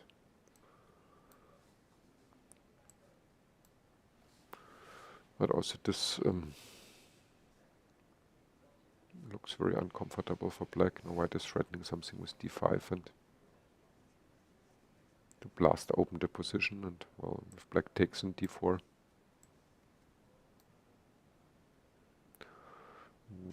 Now black cannot play bishop c5 because simply queen takes. Okay, probably something like a6, but white has huge development. Simply takes rook d1, and Knight e4, knight e4 to d6 and rook d1 and yeah, this looks pretty grim for Dinara, must be said. Unpleasant. Yeah, she was really this opening surprise of Elisabeth. This simple move e5 Very here strong. worked amazingly well. Yeah. Because black, must be admitted, played relatively normal moves. Played queen c7, still looks like a normal Sicilian move. Also e6, but already after bishop f4. But here, there must be something else for black.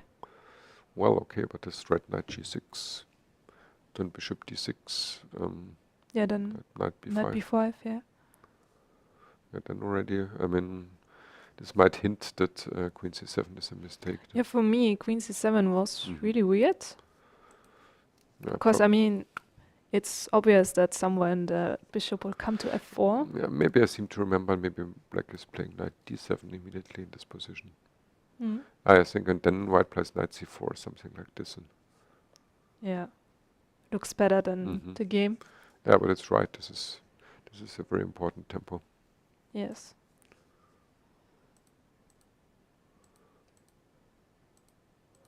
Ah, this we just had. Sorry, this is our analysis. Yes.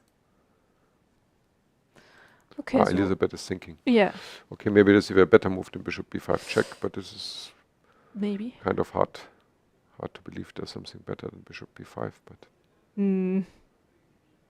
I mean, knight c4 is playable, but then No, I like the bishop b5 Yeah. line and then knight c4. yeah, yeah, this looks really. It's Dinara's under lots of pressure, but I mean, first round with black, of course, is always difficult. Yes.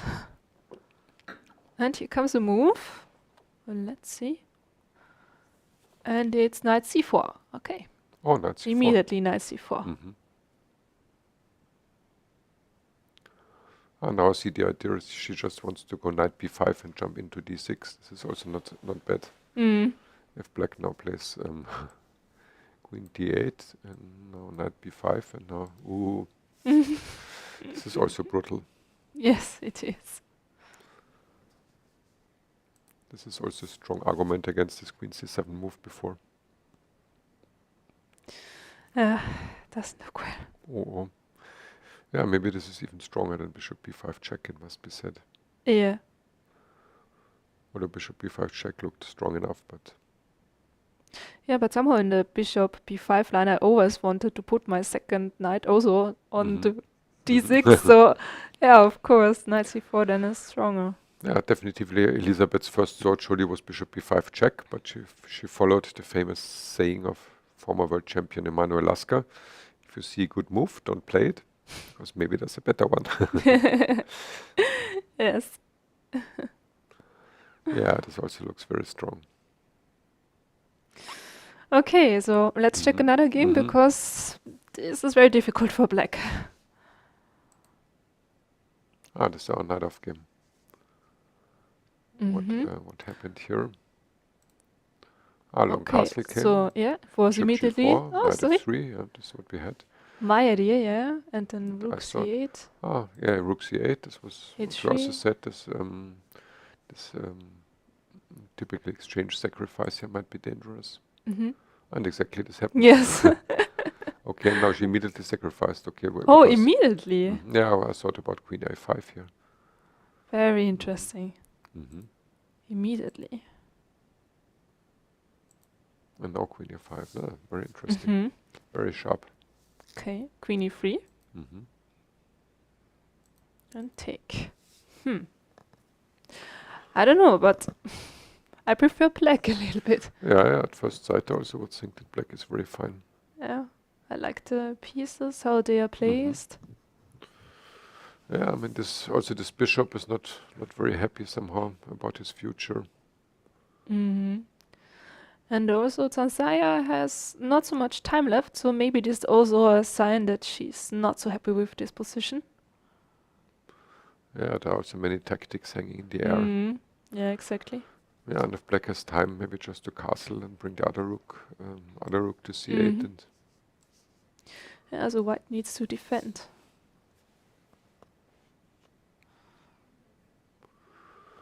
Or attack with f4, but Yes. I think white should do something active because it's. Yeah, she has to. Mhm. So what about f4, for example?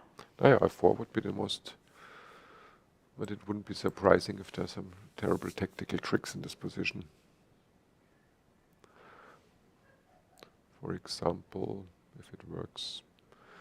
I think it doesn't. It doesn't really work. But just to show the idea, knight takes e4, because now you cannot threatening mate in one move.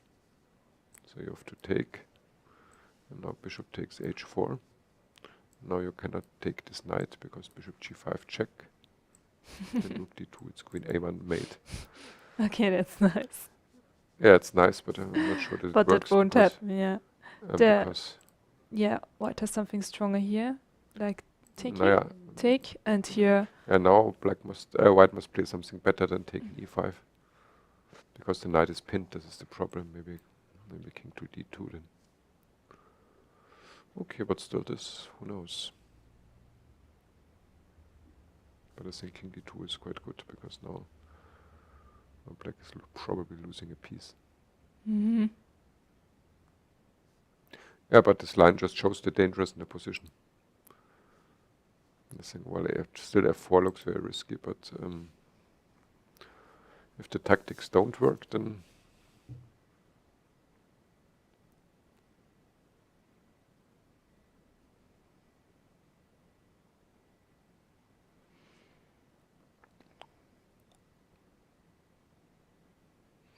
yeah, still the position is not clear. I mean, in some moment the white king might escape to d2 and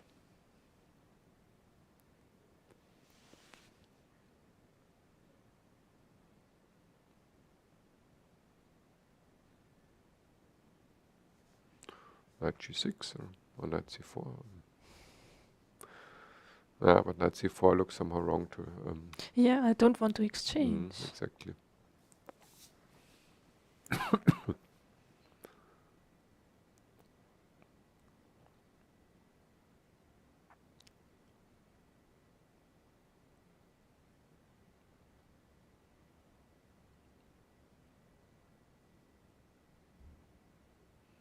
Well, knight g6 would be a normal move. Yes. But then f4 is a good idea. Yeah, f4 is definitely the most active. Yeah.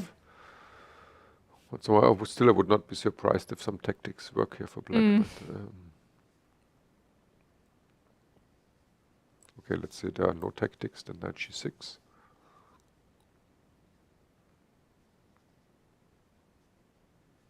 And now the question whether white can take an f6 then.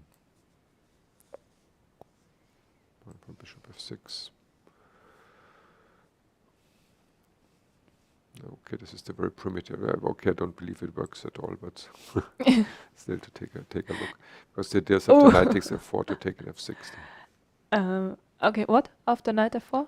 After knight f4, then, and of course not queen f4. Yeah, bishop but g5, what were you but planning? Rook takes f6 Yeah, then. take on f6, yes. And probably this doesn't work for black then. Okay, but let's go back. I think black has something. Oh, the idea might be also not to sacrifice an f6 then. Oh, what about queen a3? Check. Oh, my god. Oh, I blundered the rook, my god. So this is definitely a good argument against rook takes d6. Okay, but if I cannot take in d6, then this bishop will be very powerful. And now there's really a threat of knight takes f4 and Yeah, but bishop g5. can we maybe play e5? Yeah, this also thought about. Yeah, okay, black probably has to take then. Yes, but still, I mean, it's a bit more opened. Yeah, but if black can castle, then I think we are positionally totally ruined. I wanted to play queen c5 now. Mm-hmm. And then also bishop c4. Yeah, queen c5 is an interesting move. Yeah, because also the simple threat of queen c8, yes. So yeah. That's interesting. So what to play?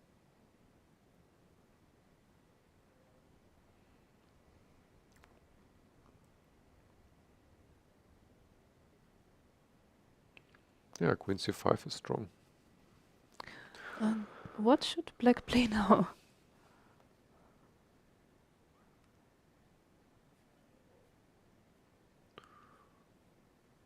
White is maybe still. Maybe it's knight queen- e7.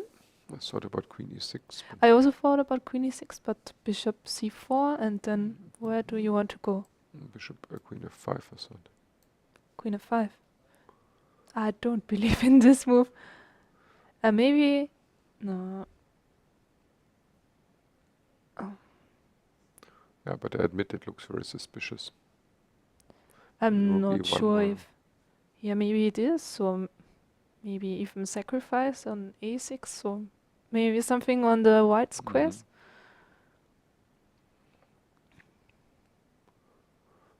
Bishop e6, that's interesting. Well, maybe. I'm not sure if it works. I don't think so. Oh, maybe. Yes, but in the position before. Okay, but let's maybe go back a bit. Now, Okay, I just wanted to say instead of queen e6, maybe knight e7, so that we are protecting c8. I just wanted to know if this is maybe the best solution. And then now we are also planning to castle, because if white takes on e5, then I have bishop g5 check, Yeah. and this looks like everything is okay. Yeah, interesting. I don't know. And now bishop c4, and yes. But it's not so dangerous like queen e6, because queen e6, I don't know. This looks really suspicious, like there is something. Well, here I was thinking was a bishop b5 check might work for some. No, but probably not. No, here was the idea to no, but I don't think so, because the knight later can retreat to, because now black must play knight That c6. exactly, this was also my idea, so that b7. that the knight is helping in protecting the king. Yeah. Not hard to believe, because the white king is so bad after. No. Maybe queen a3 check and also knight d8. Although knight d8 is a bit strange. No, because I was not totally sure, but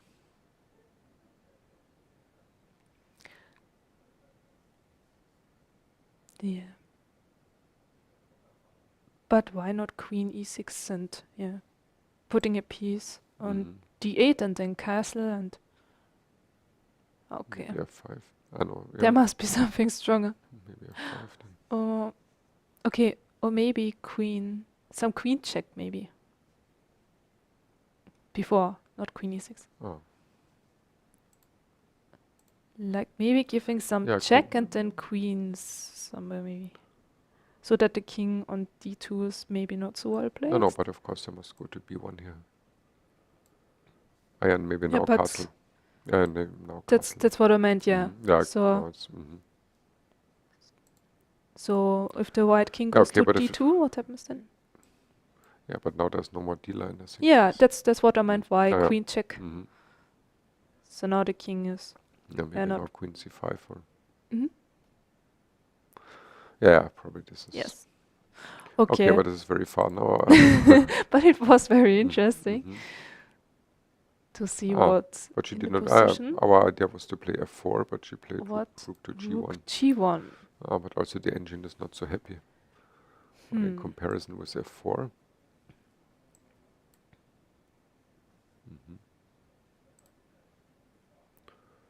Rook I g1. don't know.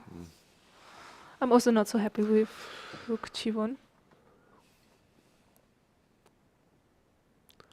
I think it's mainly directed against Against plans with castling. short castle, but Yes.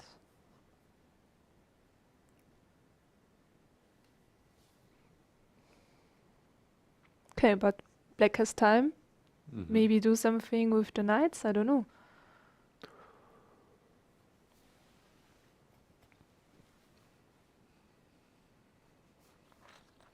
yeah, but now must be admitted it's also a difficult decision now. It is, yes. Black has so many possible moves.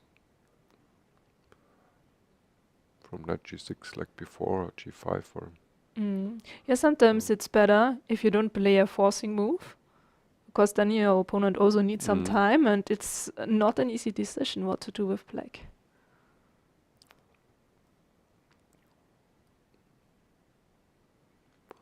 Well, I must admit, I also wouldn't know what's the best idea here in the first moment. Yeah, I don't know. The other line was easier for black to play. Yeah, okay, maybe it's not so stupid because it's just against this plan just to play a short castle and rook c8, and then would be very critical for for white.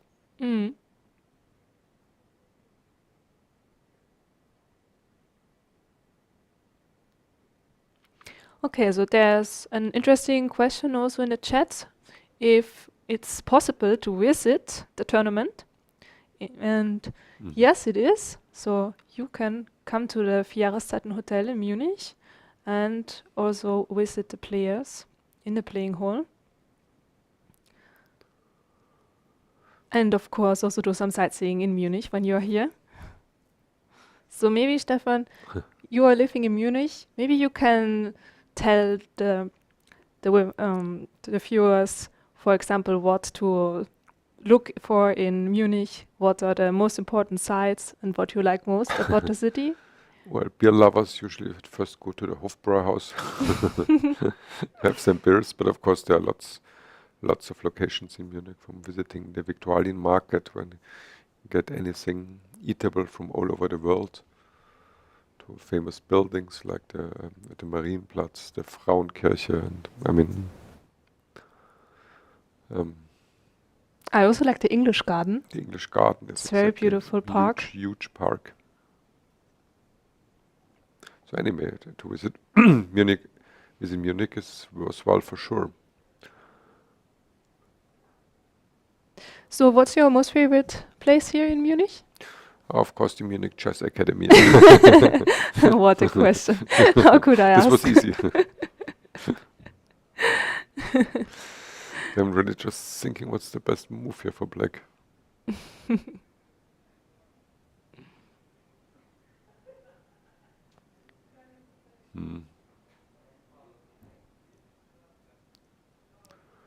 Someone has the feeling there must be a very strong move, but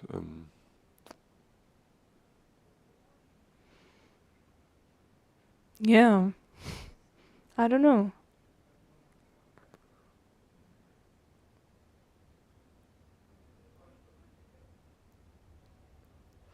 yeah, but here really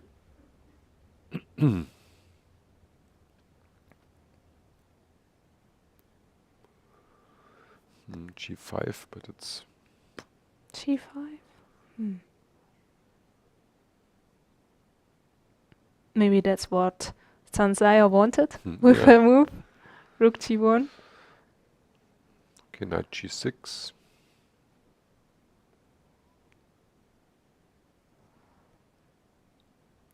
Probably then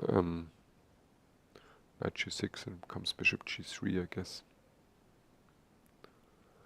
And older then black could play the short castle maybe. Okay, just to give it a try. I mean, otherwise I don't really think the knight G6 is the best move, but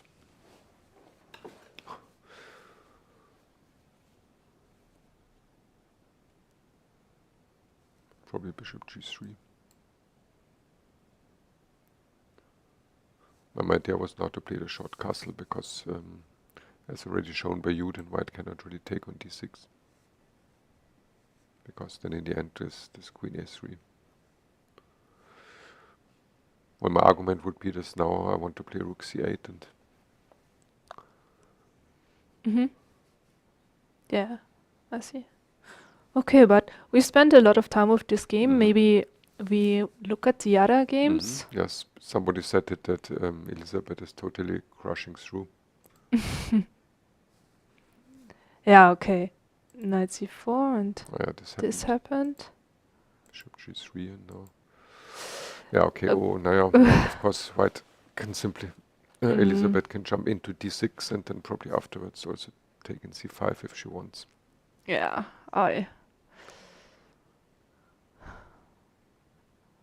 not the best start you can have in a tournament, yeah. No. And this is only move number 10, so Mm. yeah. Yeah, but still, now she's of course thinking now to find the direct kill. Mm.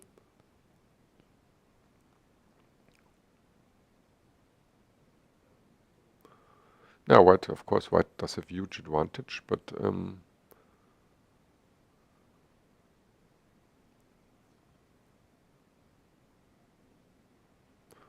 interesting thing is she also doesn't have to jump in immediately on d6 because anyway black cannot prevent it. Mm-hmm. So the question is whether there's maybe some even more useful move. Mm. Let's say queen f3 or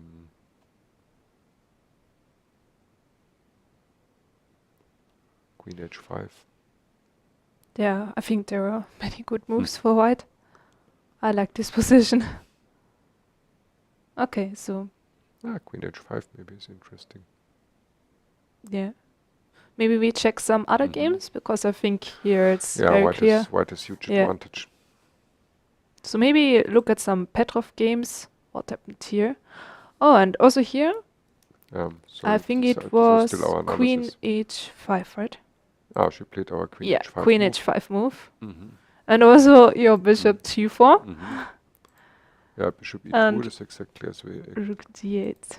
Mm-hmm. Okay. And Yeah, also but, knight e5, yeah.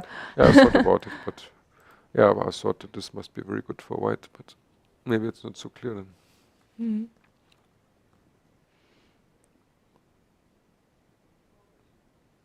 The knight on e5 is very strong.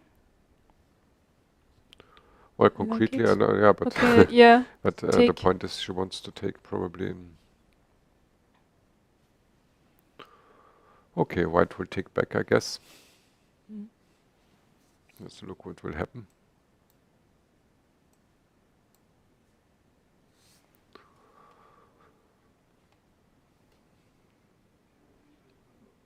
Probably something was. Well, probably also white has to take it in some way, and then bishop c3. Mm-hmm. Was this an alternative? Maybe white can first play rook g1 check. The other one, no. Let's see, rook g1 check, and if black plays king h8, maybe bishop c3 now. Asking some concrete questions, because now I think this probably would be a blunder to play rook takes d1, because now there's a double threat on f3 and f6. Yes.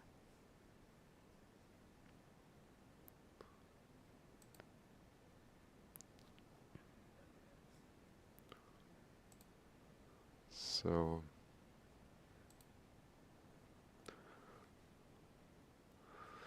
yeah, probably to have to give check. Mm-hmm. Maybe she's thinking to give check with the other rook, just to avoid the exchange of rooks, but it looks a bit strange to give with the d1 rook. Quite interesting. Yes. Still everything is possible. Yeah, maybe now slowly it's time for a break, just also because there's some nice image films are prepared that can be shown to you in the break. Yeah. But wait a moment, I just have to announce this to the technique.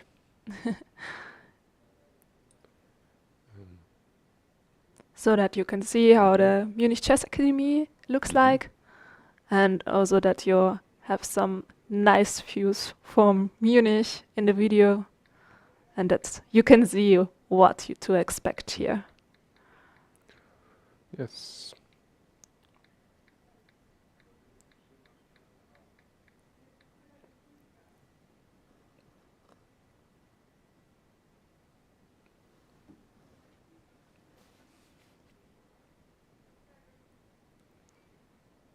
Okay, so many interesting games, and we will see what happens. Yeah, So after how's the your break, feeling so maybe so in far? 5 to 10 minutes, then we will continue, and I think there's really absolutely enough to see.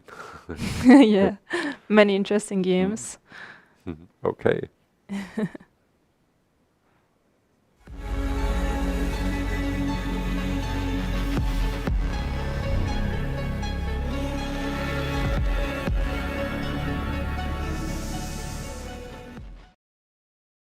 Möchten Sie auf innovative Weise die Qualität Ihrer Entscheidungen verbessern, die besten Strategien der Schachgroßmeister nutzen, auch wenn Sie selbst vielleicht kein Schachspieler, keine Schachspielerin sind, sich vor schwerwiegenden Planungsfehlern schützen, Ihre Intuition bestmöglich in Ihren Planungs- und Entscheidungsprozess einfließen lassen? Oder suchen Sie einfach einen inspirierenden Keynote-Vortrag für Ihre nächste Veranstaltung? Dann haben Sie viel gemeinsam mit Unternehmen wie Lufthansa Cargo, wie BMW, wie E.ON oder der Bayerischen Staatskanzlei. Überall dort konnte ich schon in Form von Vorträgen oder Workshops die wichtigsten Konzepte und Ideen unseres Strategiemodells Königsplan vermitteln. Hat Sie das neugierig gemacht? Dann freue ich mich auf Ihre Anfrage. Viele Informationen sind auch auf unserer Homepage www.königsplan.com zu finden.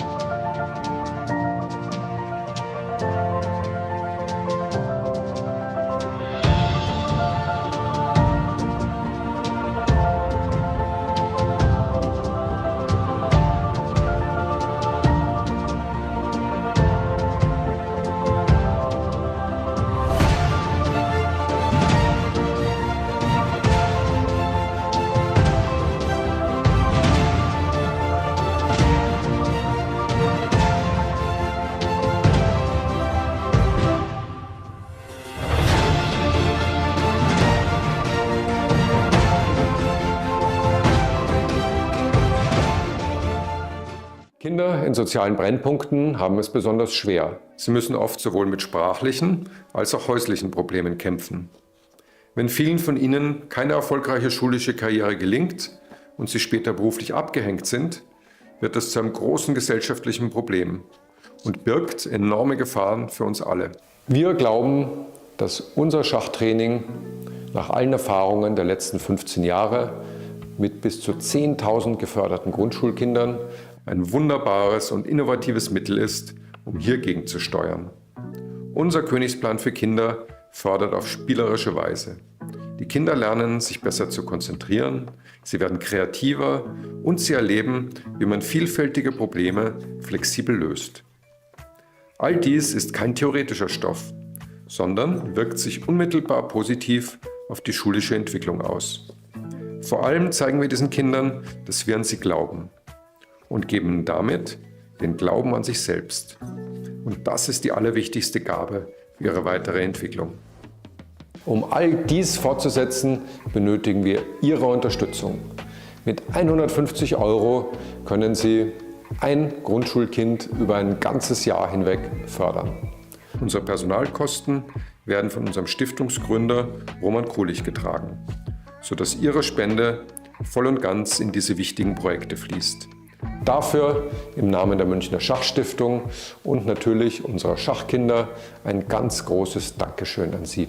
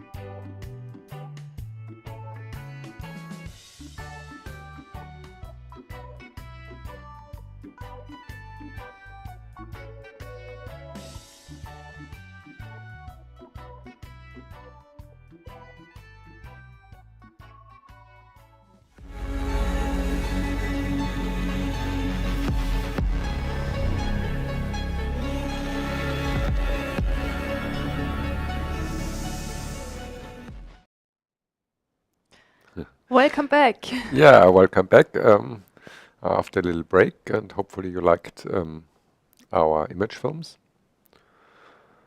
And here, of course, the position looks crushing for Elisabeth is crushing through, as Dinara obviously did not know this opening line, and it was more poisonous than it looked. And here the material is equal still, but of course the black king is in the middle, the white knight on d6 is very strong, protected by the bishop on g3. And now just Elisabeth must find the precise way to finish it off. I mean, she might, candidate move would be queen g5 check, of course. She might also just play the long castle. Or maybe both, first queen g5 check and then... Yes. Okay, let's say queen g5 check. A bit primitive, but black cannot put a knight in between because the queen would be hanging. So after queen g5 check, probably black has to go king f8. Well, and at least in a blitz game now, I would simply play a long castle and maybe even ideas like now queen h5. Everything looks very strong. Okay, but here's the question, what is black doing?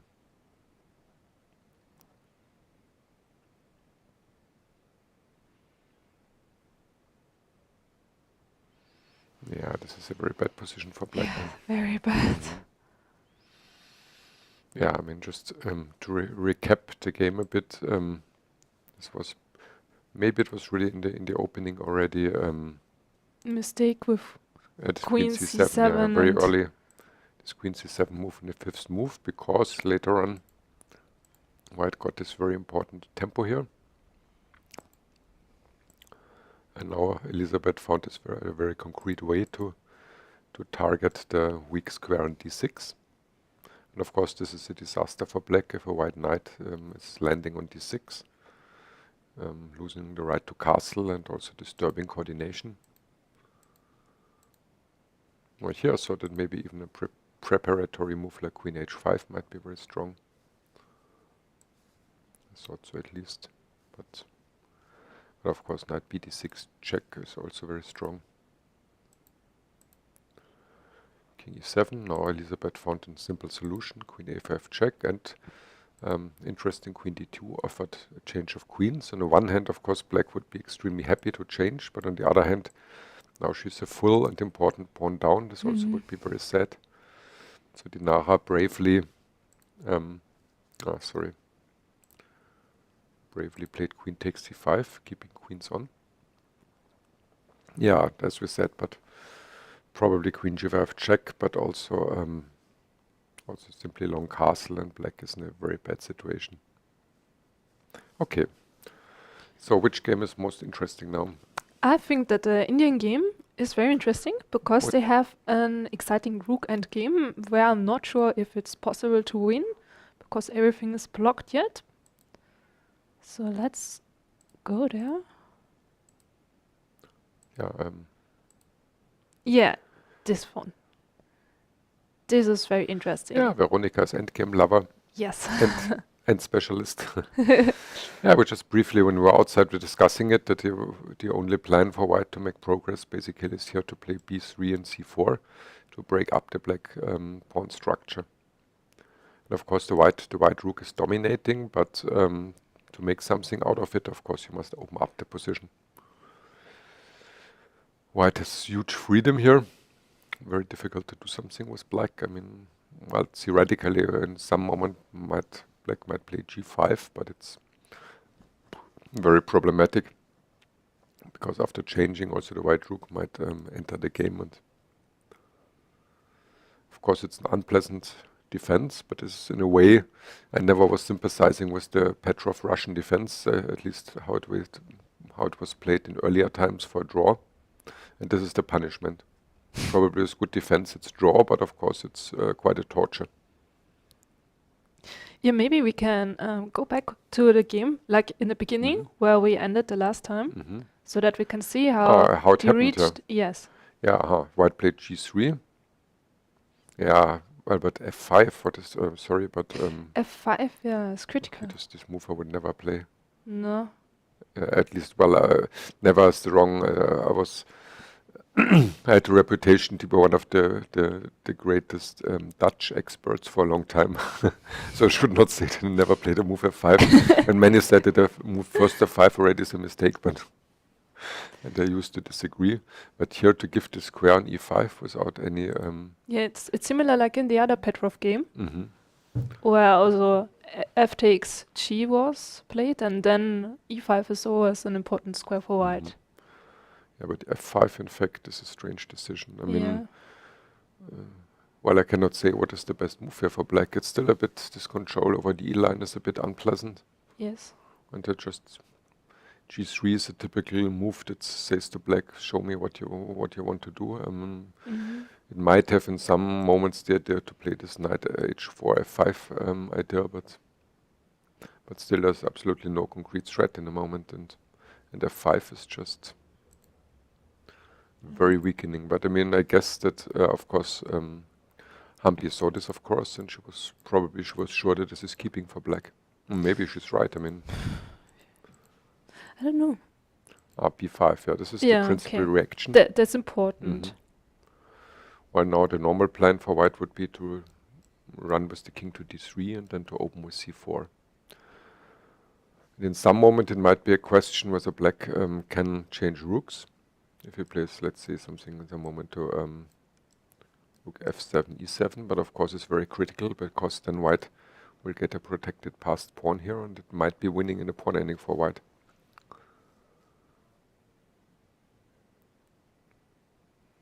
And of course white might also play immediately c4 now, but probably it's better first to approach with the bring king. the king. Okay, if Veronika says so, then we And come game rule number 1, activate your king. Yeah, and for black, I mean, the white idea is obvious, king d3 and c4. Yes. And the question is, what can black do against it?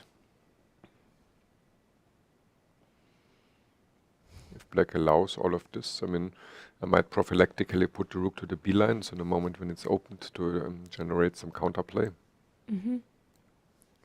Yeah, but still, I mean, it can be Zugzwang. Okay, let's say king d3, and I mean, if rook b7, then rook but king e8. f7 is maybe a good waiting move. Yeah. Yeah, but with the rook to b7, No, but here maybe h5 might be in a moment, might be a problem. Then. Yeah, so it's not easy. So maybe it's a Zugzwang position later on. Yeah, and if black, well,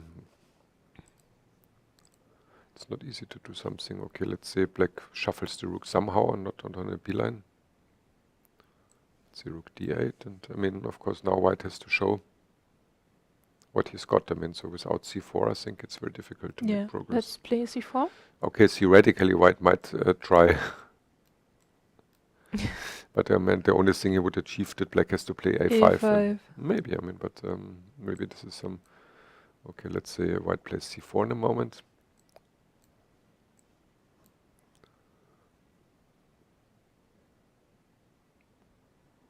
Okay, but still nothing happened. I mean, but now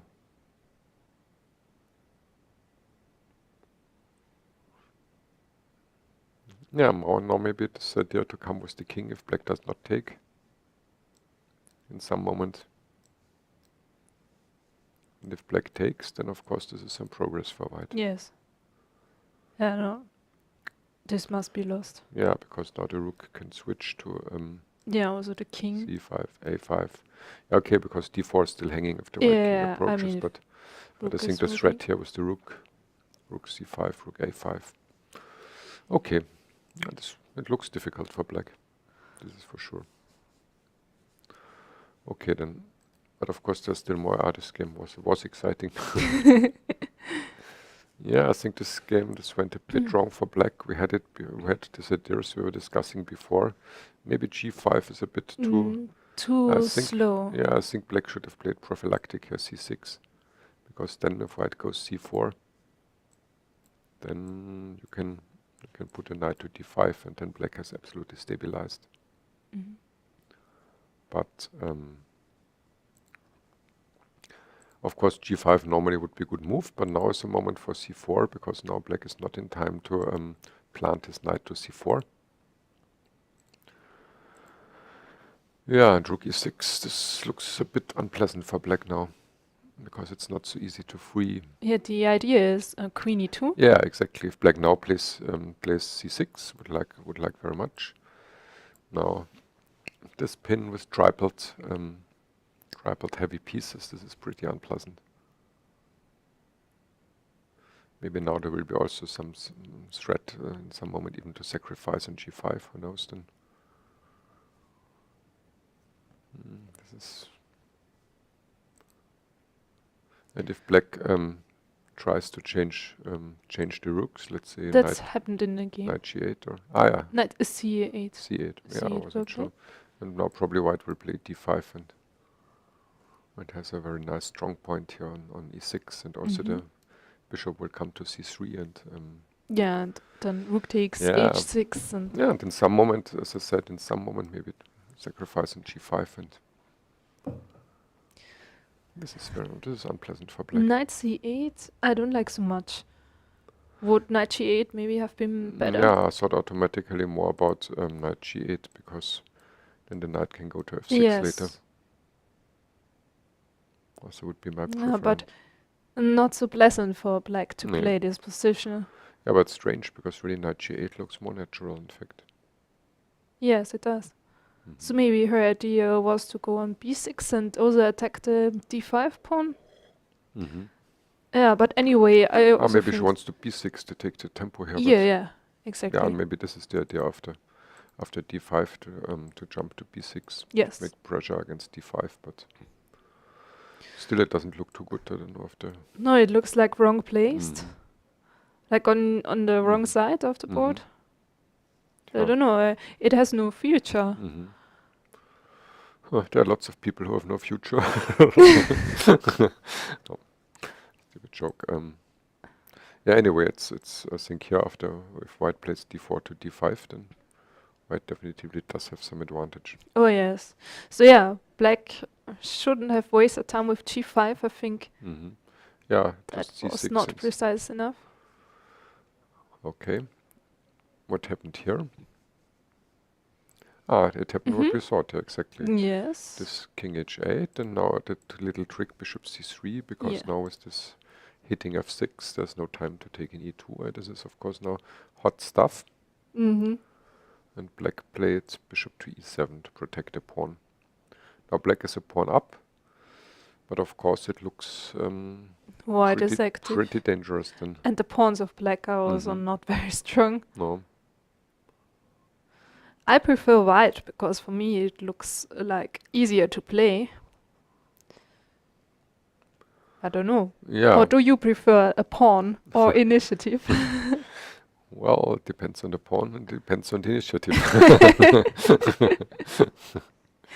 Okay, and So- here in this example, what would you like? Yeah, I'm just thinking about what's the next move for white. It looks very good, but because after changing in f3, the black queen will be very strong in f3. This is something that I don't like.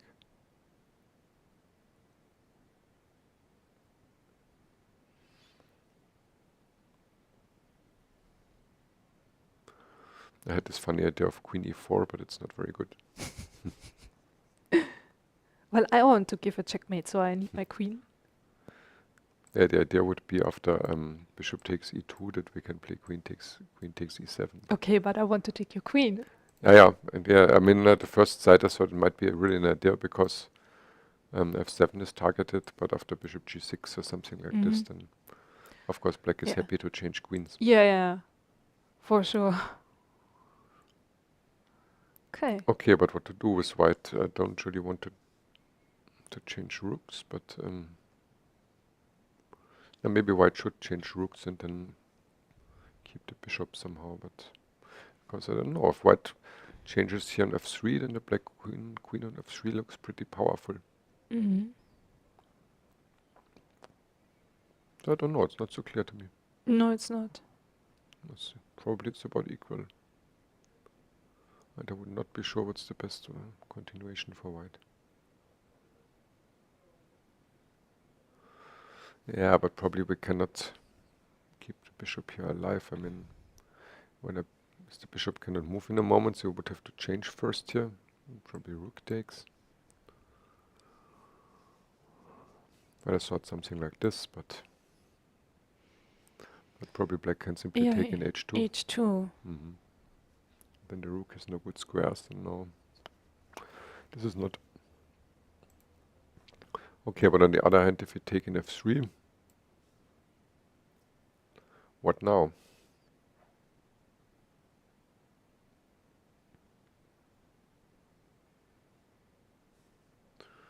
Yeah, this is a bit stupid, this D Rook line. d4 is not really helping much, right? Yeah. I don't know. At the moment, I'm not so happy about the white position. I mean, of course, the black pawn structure and this mating threat, this looks very, very threatening for black. But concretely speaking, Okay, and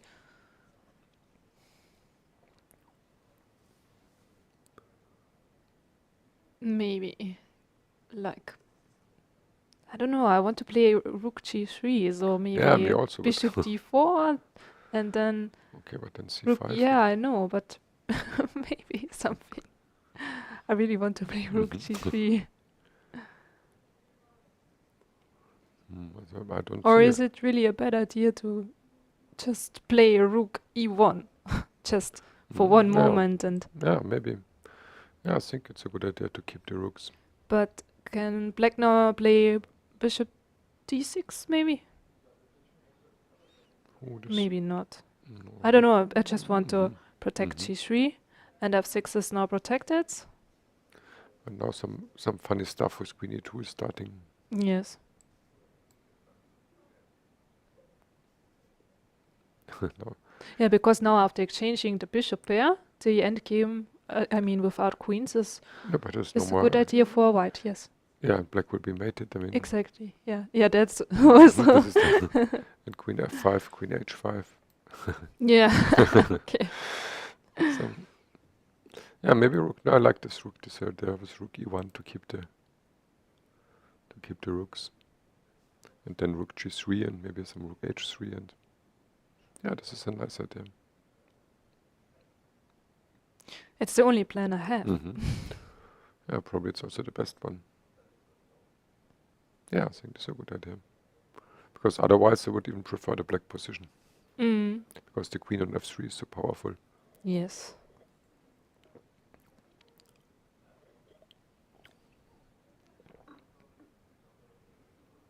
Yeah, that's a good idea. Okay. What do we have here? Elisabeth did as we expected. Yes. Queen b5 check and long castle. Yeah, this is of course very normal. Yeah, now black is under terrible pressure. Yeah. Okay. Still you have to win the position. I mean, it's of course white has big advantage. But well, yeah, probably bishop c4 is coming just because of this knight here. I want to exchange this knight. Yeah. Also, always this queen h5 move can be very unpleasant in a moment. But simply bishop c4 and... Yeah, I would go for bishop c4 and just exchange this knight and then keep on attacking. Or maybe bishop d7, hoping that white will take on b7, but even this, of course, is quite playable. Yeah, this is a set position. It is, yeah. This was very interesting. Hmm. What happened here? Yeah, it was After rook rook g1, g1, and black then played a it's very cool castling. castling, and I think the idea was what we had not seen before. If white takes an h6, then black, I think, has the interesting trick, queen a1 check, and on king d2 to play knight takes f3 check. Now the king cannot go to e2 because we take on g1 with check, cannot go to d3 because the rook is hanging, so it has to go to e3. And now probably we can simply play knight takes h1 because now the queen in h6 is also hanging. But why not maybe queen takes Queen c3 takes in c3. between? Yeah, I'm yeah. not sure. Yeah, even better queen c3. I just wanted to highlight that also knight takes g1 is possible because after rook takes a1, black is a piece up. But I mean, maybe win this back, but that's true. Queen takes c3 is more convincing. But now white played a very interesting move, rook d4. Wow. Very interesting concept. Mm. While black played a normal move, rook c8, because this, as we Yes. said, this was of course the idea of black can castle and play rook c8. And king d2. Wow. Trying to hold everything together. Still, I must say it looks suspicious. I don't know. It does, yeah. Very suspicious. Okay, white never threatens to take in h6 now because this in f3 is hanging with check.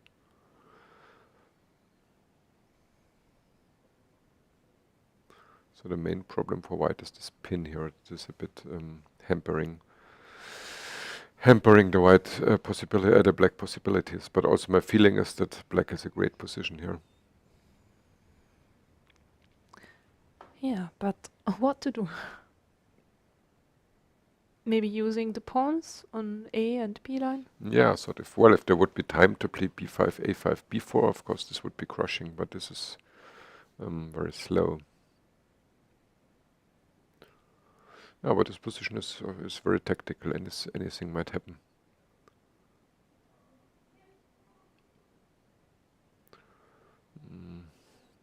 Well, of course there is like, no, but it doesn't work with d5 and bishop. Yeah, this pin on f6 is so unpleasant. Without this pin, black could have many great ideas, but here. Okay, but the question is, what is the white idea? Maybe really b5, but. Or queen goes back to e6, maybe. So it's not so stupid. Okay. But very interesting concept, rook d4 and king d2. Even it's objectively not good, but it's very creative. Yeah, I also like it. Yeah, it's nice. Activating your pieces and keeping everything together.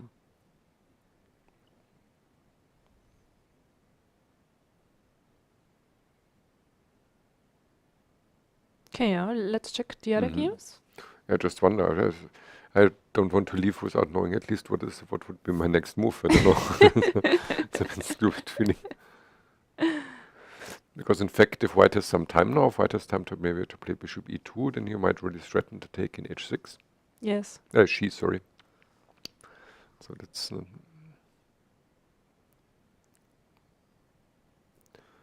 But I don't see at first sight how to create a really strong threat here.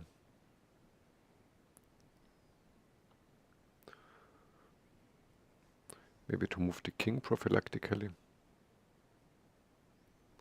To take away this queen takes h6, but also doesn't look too convincing. Well, it makes me a bit furious because I have the feeling that black has a pretty good position. But I must agree I wouldn't know what to play. Okay, what would you play in a blitz game? Oh no. In a blitz game. Probably b5. Yeah, b5 is the normal blitz move. Yeah.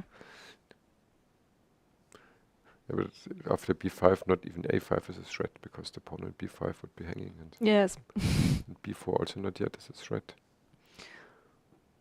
Maybe knight Well, c6. my idea was b5, knight c6, b4. That Now was what does white do after knight c6? Immediately? No, but then he takes an h6. Yeah, this is the because now we lost this threat against f3, so then probably this is strong. Okay. Yeah, this was the reason why I wanted to make a prophylactic king move. King King h8 or h8 or f8. On f8 later this bishop will hang with check, but so okay, let's say king h8.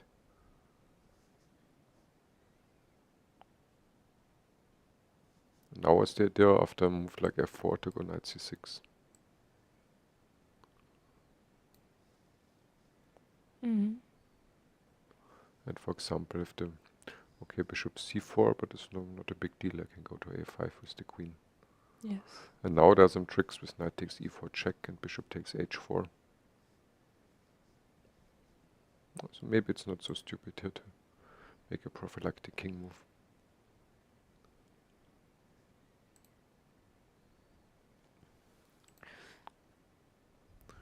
Okay, but very hot stuff in fact.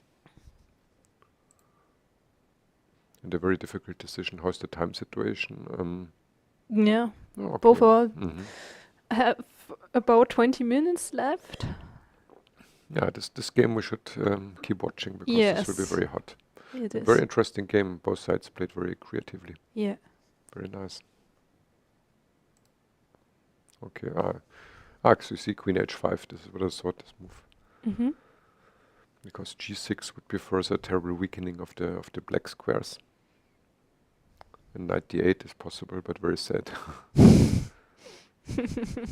Yeah. Also c4 might be now in some cost in the. I mean, for example, after knight d8.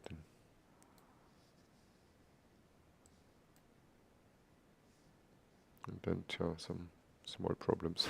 Yeah, okay, poor Dinara. This is a very, very unpleasant start.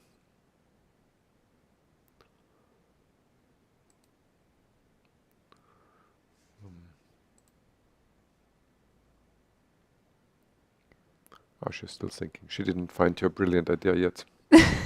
I'm not sure if it's really brilliant. No, sorry. What do you do now? That's the situation. I mean, Zhongyi was women world champion, so I'm pretty sure if it's a good idea, she will find it. Maybe I see that. But maybe the reason why probably this rook g8 is the move that she doesn't like.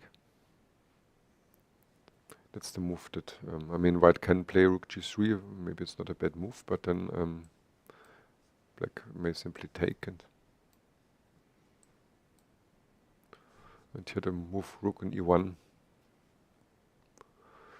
Okay, but still, I mean, it's an interesting position. White might have the idea to push with e4, e5, maybe to open up the diagonal and activate the rook. So it's still, I think, I still like your idea, rook e1.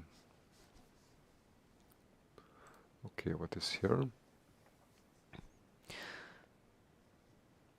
Yeah. Everything happened Like as we thought. predicted.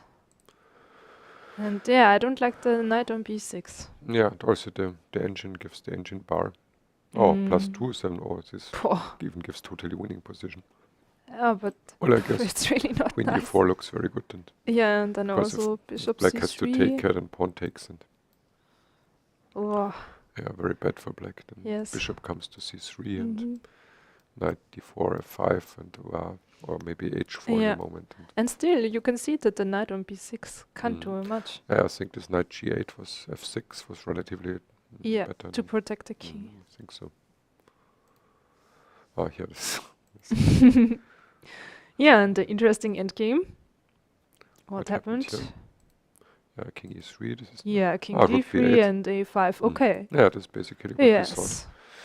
And now, in some moment, there will be the moment of truth, where the white will play c4 because then it gets concrete. But on the other hand, white has played nearly all the useful moves, but it might be good first to retreat the rook before we play c4. But on the other hand, Is it also possible to play maybe king c2, protecting the b file and then playing c4? Yeah, With of the course. idea of attacking the a5 pawn. Because if the black rook comes to b1, for example, then I'm not sure. Yeah, king c2 is interesting.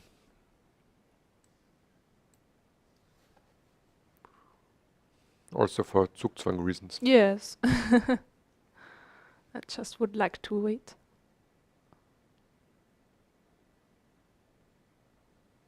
Yeah, both king, but also c4 immediately, of course, is a candidate move. But I think I like this. Is subtle move here. This king c2.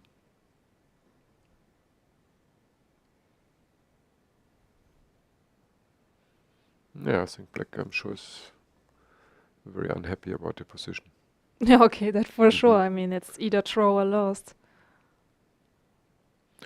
No, it's right. If white goes immediately c4, then there might be some counterplay with rook b2 immediately. Then cd. Yeah, this is right. This. I wouldn't like it with white because now I also need to be careful. Yeah, no, but it's a nice move, king c2. And then to play c4. So what can black do now? Is a4, for example, an idea, or is it just weakening? No, I think it's a4 is probably. What else to play for black? I mean, black needs to try to exchange here, maybe? No, a4 is okay because after here, then after c4, we have the idea to play a3 then. Okay, but I see they made a move. So maybe we can go back to the game. And white decided to play immediately c4. Yeah, probably for this reason, because I think this is a drawback of king c2. This is this time to play a4 and then in any line to play a3 and then we have a counterplay with rook b2 check. Now it gets very concrete. Yeah, rook b2. This is yeah. but also this I think is better for white, but it's not. Okay, so white will probably take on d5. Yes. Take. Yeah, rook e2 is draw, so it's probably the idea being that after rook takes a2, that rook d6 check is somewhat unpleasant because the black king is pinned here to the defense. But it might be that the d-pawn is becoming strong, but admittedly it's not very clear because black also threatens rook a3 check and yeah. maybe white must play king c4 now. 3 d5, but it's not very clear in fact. Maybe also interesting to play h5 with white later. But okay, at the moment it's not working because the rook is taking on c3. Yes. Okay, let's take a look here. Are there any alternatives after? Is this the game position? Yes. Took, okay. Yeah. Okay, if white is cautious, plays rook e2, but of course then... or is the pawn ending something that the white king comes first to the a pawn? King e6, king d3. No, this is really boring. This must be drawn. Just king a6, king b6 and waiting. Yeah, this is clear draw. Interesting now if she really wants to take the draw or not. What do you think? I think she will keep on playing, but I don't know. It's a difficult rook endgame. Yeah, this weakness of g3 is unpleasant, so maybe she will take the draw then. Because otherwise...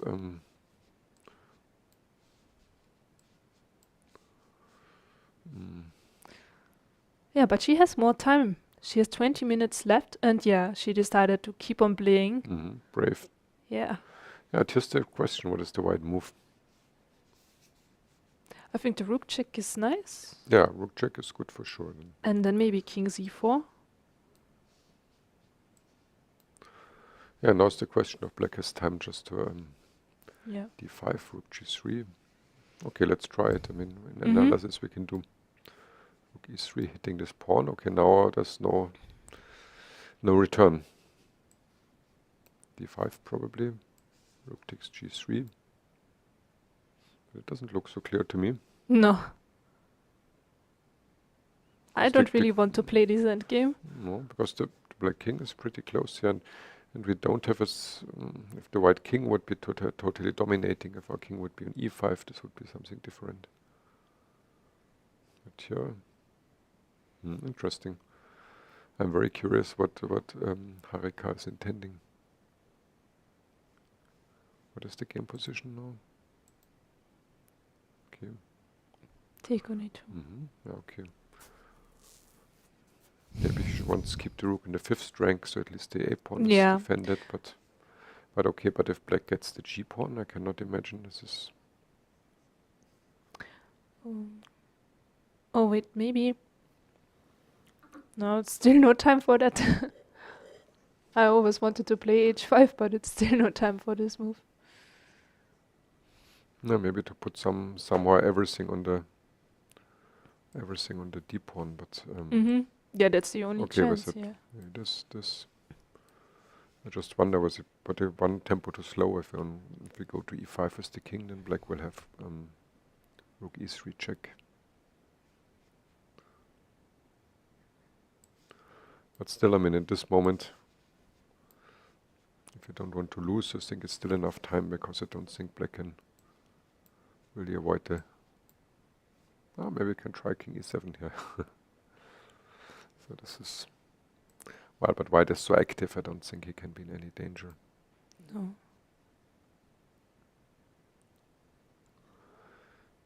So I'm very curious what. Well, as we said, rook d6 is normal, but.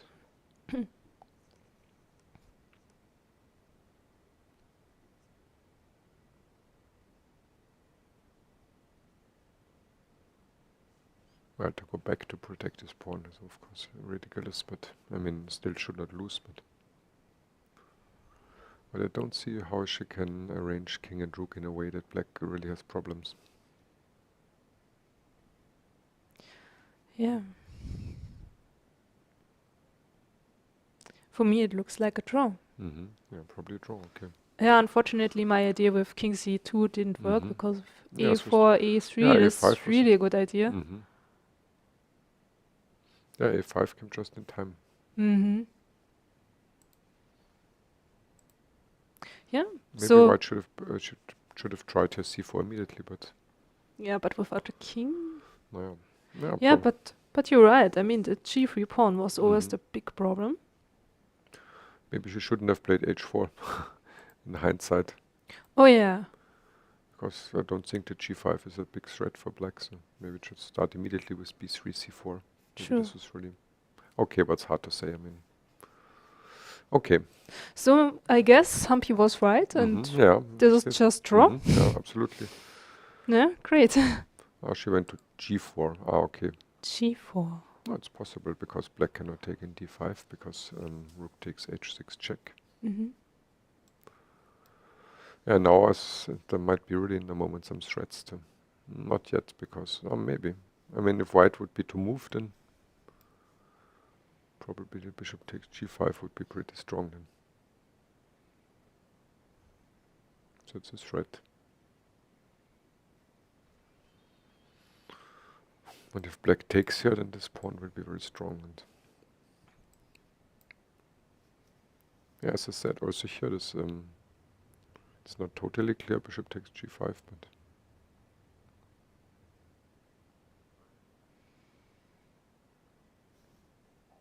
Not Of course. totally. no, because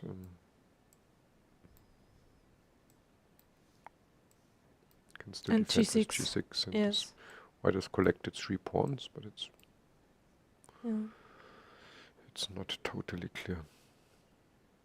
Still some Mhm. tricks with queen f7 check, but it's not.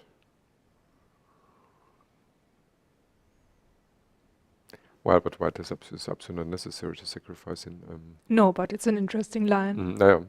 I must play queen h5 to prepare it, or the simple positional bishop c3 or h4, for example. This would be a strong positional move. Because if black takes, then knight takes h4. And then there will be disaster on g6. Probably this is the idea. Yeah, I think black has big problems anyway in this game. Yes, the knight on b6. Mhm. Yeah, the We knight. don't like yeah, the it. knight on f6 would be in fact. Yeah. Okay, what happened here? Did she find your move? Queen a4. That's Mhm. nothing we were thinking about. I thought about it for a moment, but for some reasons I didn't like it. But now when I see it, I think it doesn't look so bad. I think I was afraid to lose my f2 pawn. This was the reason. Now I remember. This was where I thought I cannot give my f2 pawn, but probably this was stupid. Yeah. It doesn't work, right? Because then Something with queen, queen g4 Mhm. and rook g8 doesn't work because of rook takes rook, but queen g4, rook takes d1, then king takes d1, and it's finished, right? Yeah, also e3 is hanging with Check, check yeah. at first, so this Okay, and the yeah, queen can check. come back, so this is not so clear then. It's not 100% clear. Okay, well let's take a look. I mean, this is an interesting line. Ah, you see the engine. It's not losing anyway. Queen takes f2. Mm-hmm. Yeah, maybe because of this rook d8 check Mhm. later.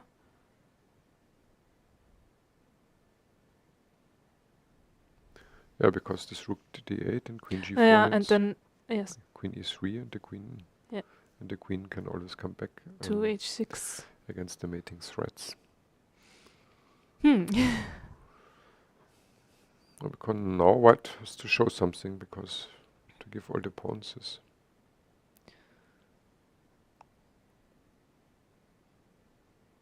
What is the idea? Okay, you can just primitively take in a7. But Yeah, but that can't be the looks a bit plan. I s- mean, mm, looks a bit the poor strange. queen. Interesting. Yeah, so queen a4 is a move I would have never Mhm. played. No, still I like the idea better as rook d1. But okay, but what's the idea? Ex-world champion Tan Zhongyi for sure has Yeah. prepared something here. And she also has good chances to become another world champion because she is in the final. Yeah, exactly. Against another Chinese, against Lei Tinglier. And the winner of this final match will challenge Yu Wenyun. Mm.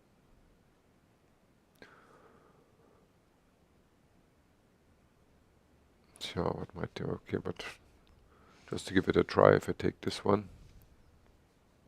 It's also not so clear, I mean, because this is also just either on the constant. But as it looks strange. I don't know, I it don't looks- like it. No, I also don't like it, but But what else? maybe give everything rook df1 and queen e3, king b1. Well, not that I really believe it, but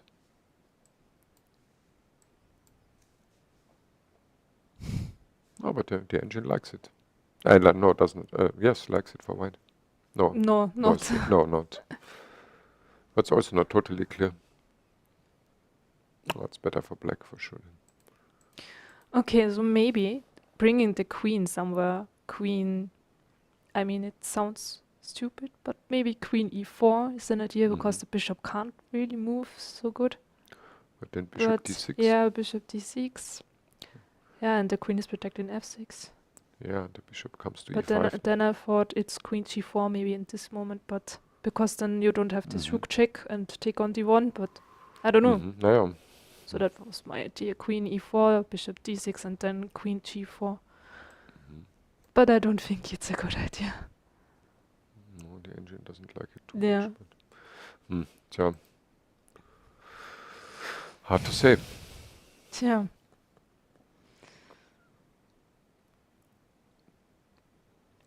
Well, I mean, this queen takes a7 was not completely stupid or out of discussion, but it's not hard to believe that this was the idea.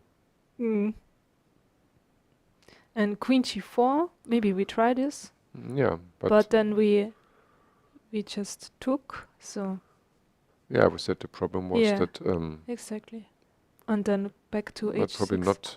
We can even Um, first take here, because then this queen c5 check, then king b1. Or Yeah. yeah, now we said that the black queen can retreat to h6 or g5, and white is 2 pawns down.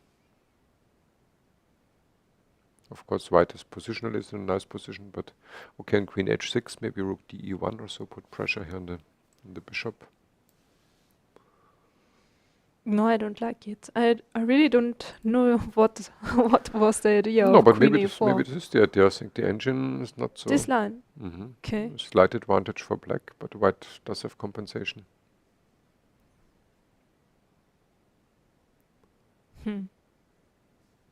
Said queen h6, but no. Maybe rook de1 or something like this.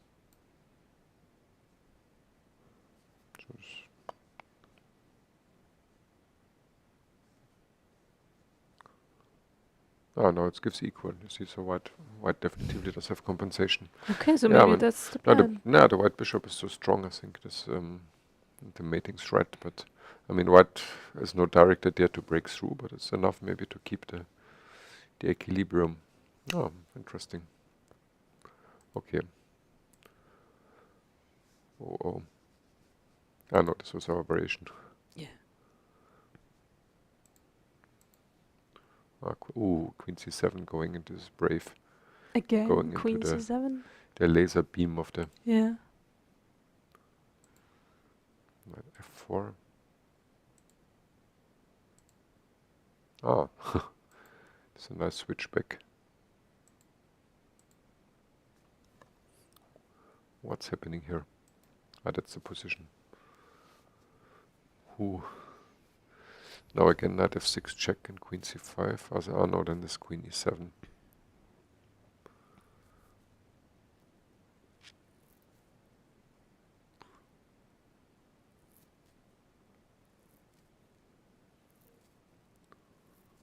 Ah, rook d7 is possible. Rook Because d7, now nice. Knight d7, knight f6 check, king f8, and now queen c5 check. Then this is Okay, this is really this is nice. crushing, I think. Rook d7 and there's nothing to do, right?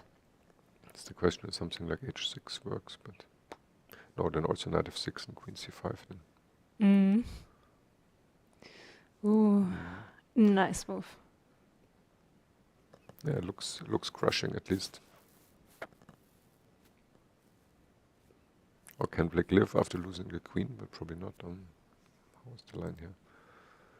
Black must go knight e7 and queen takes c7.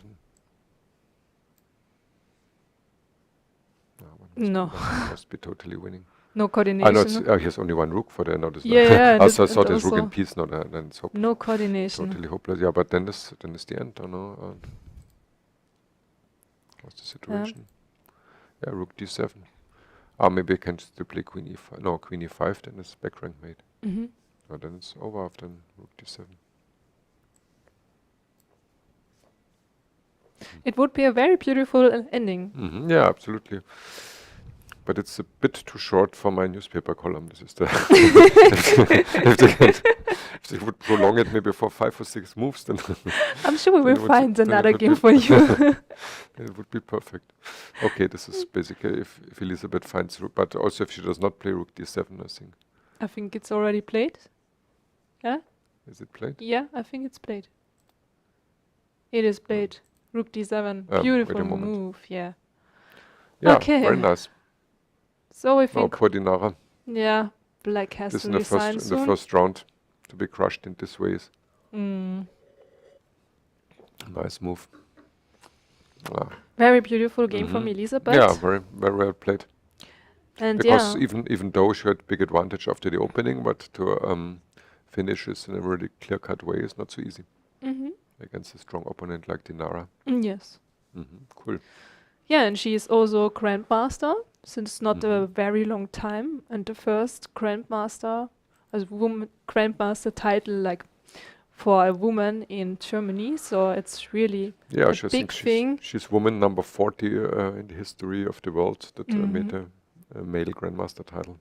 Yeah, so a very big success, and yeah, we can see it's great game, nice ideas. This was the really hot night off stuff Yeah. here. She played Queen A3. Okay. Okay. Still white cannot take in H6 because F3 is hanging. Mm-hmm. Bishop E2 is normal move. Yes. And now B5. opposite, yeah, B5. This was the point of Queen A3, so C3 is under attack, so now Queen takes H6 now. Mm-hmm. C3 is hanging. So white played F4 finally. This was the move that we considered to be played earlier, but knight G6, this is also a move we would like to play. Bishop G3. Okay, now typically break D5. Yeah, I like it. This is D5, a strong move, very strong move. Because of course E5 is knight E4 check, and at least white would have to give that a. And after E takes D5, then probably is the idea Bishop C5, I guess. Then. So maybe in the end the rook on D4 is not so well placed. No, but still it was very creative concept. Okay, admittedly it looked a bit artificial, but okay, this ED5 was played. So is Bishop C5 looks good for sure, but maybe there are even stronger possibilities. Yeah, because at least white remains the bishop pair and maybe something.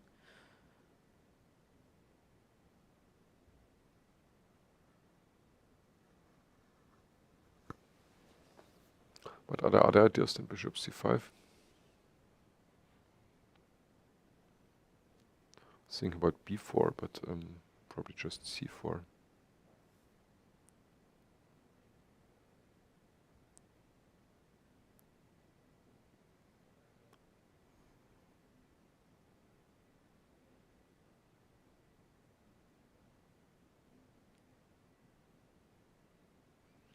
Yeah, but the white position is maybe even rook E8 to look where the queen is going, and of course would be a pity to go from there. But Bishop C5 looks really very natural. Mm-hmm. Yes. And she made a move, and it's Yeah, bishop C5. Yes. Yeah, why not?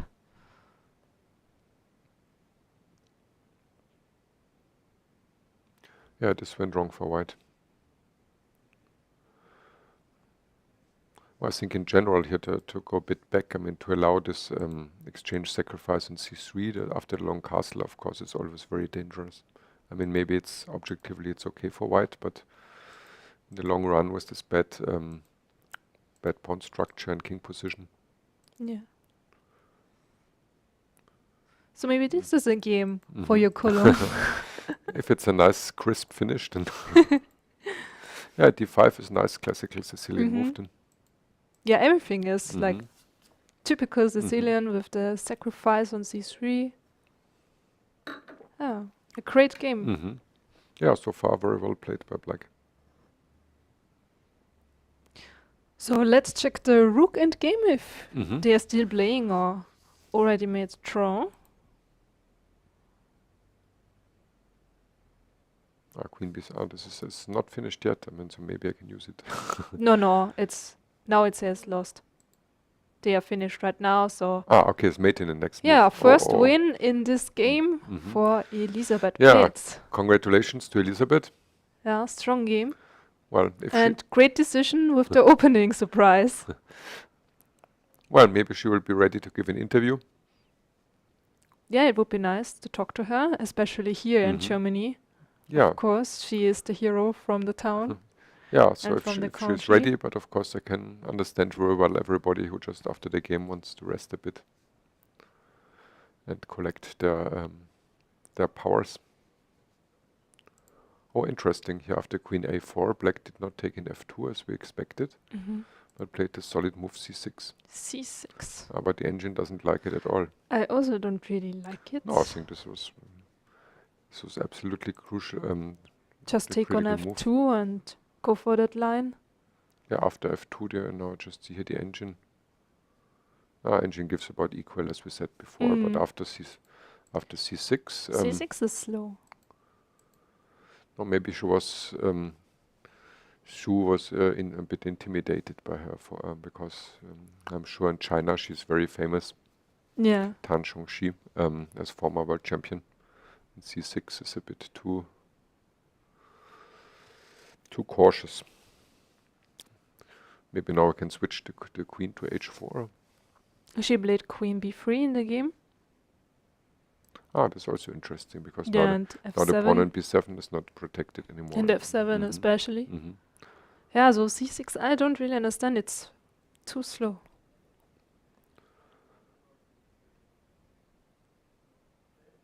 Now the interesting question is why didn't she play b3 immediately? But I think the difference is that now also b7 is also hanging Yes. because here the queen doesn't. Well, it's a bit strange game, yeah. But of course, to win, to lose f7 would be quite fatal. Yeah. But I wonder, just to understand the difference, what would happen if she played queen b3 immediately?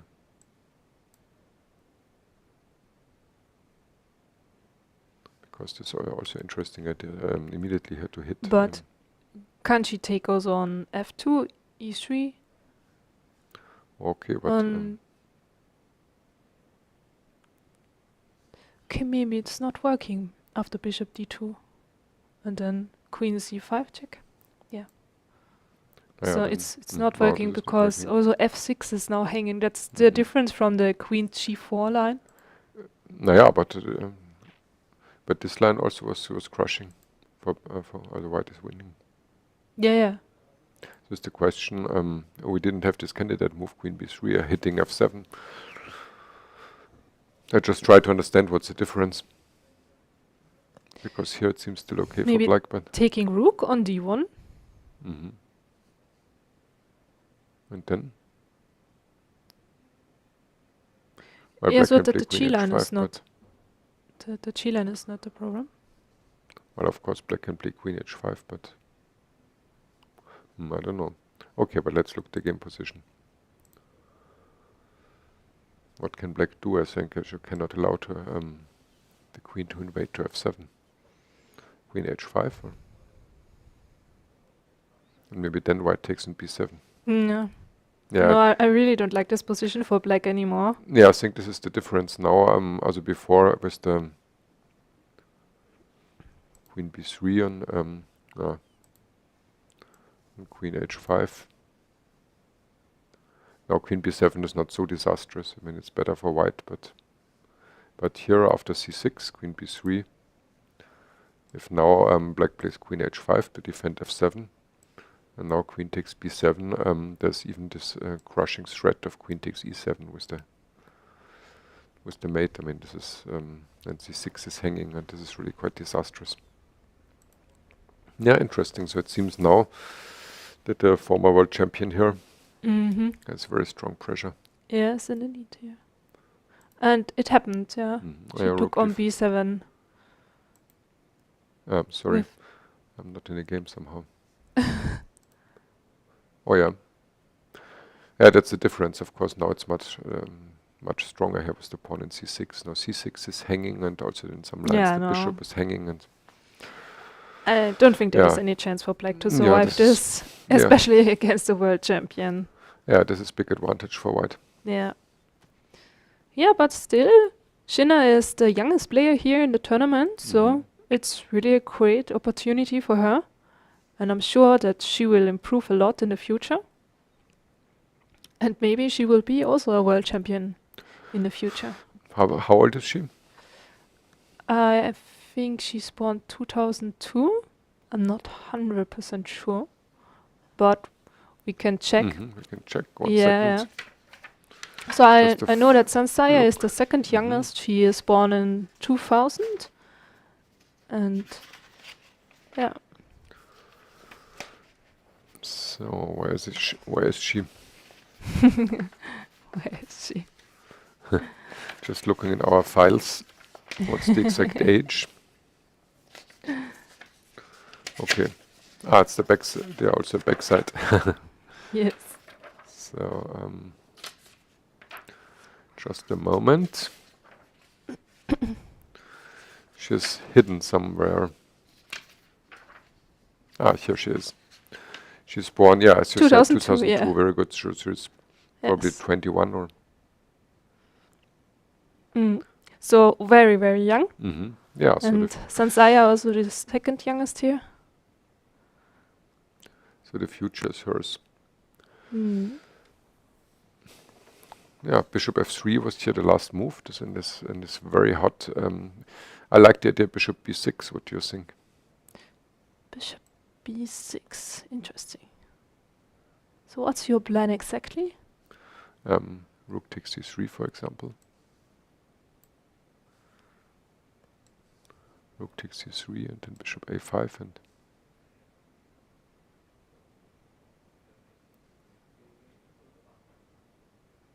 Or Bishop a5 immediately. But maybe there's something better for black.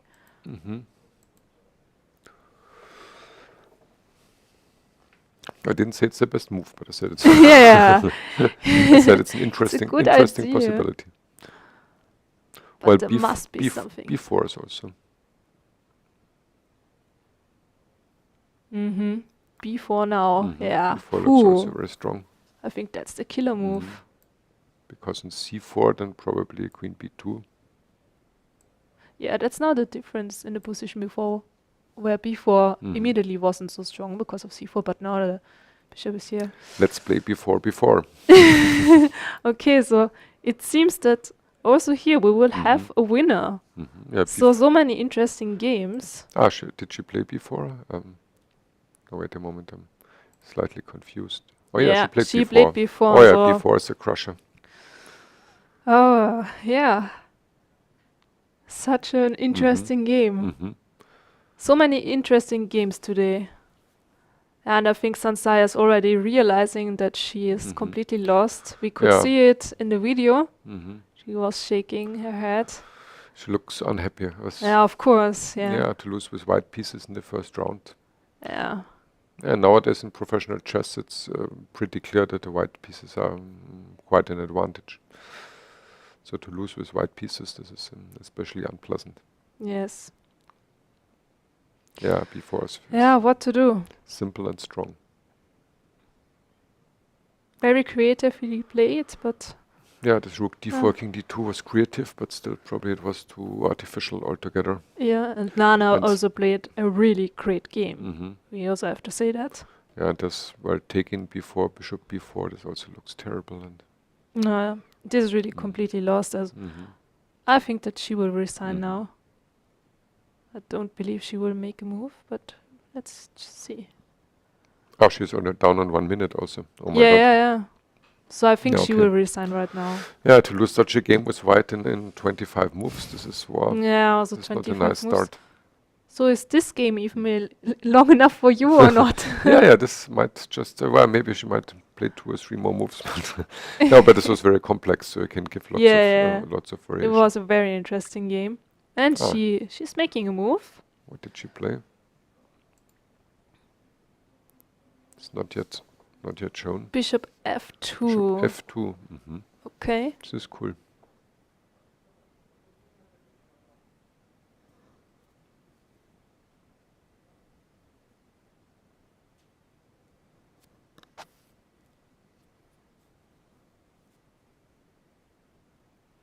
Well, of course, but even just taking d4 is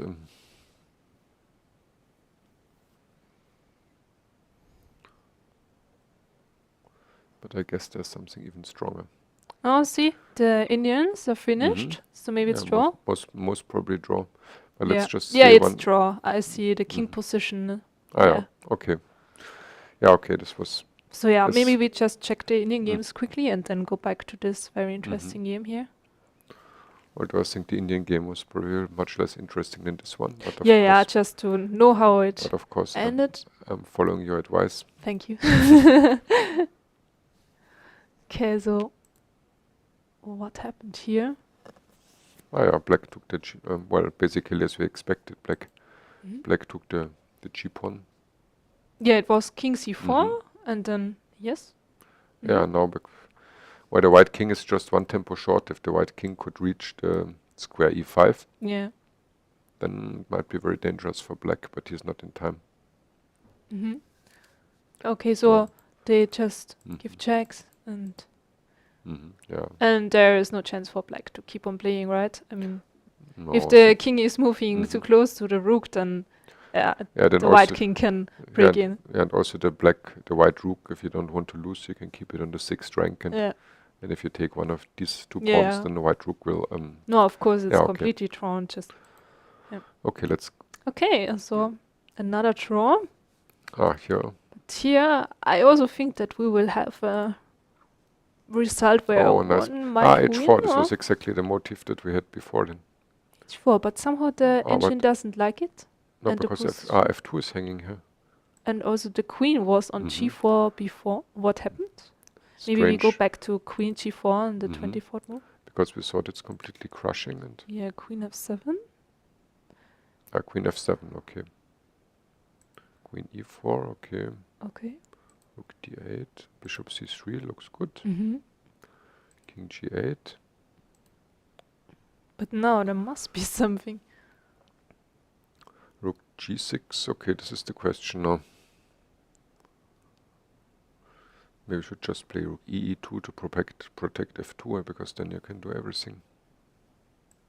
Maybe this. No. I think.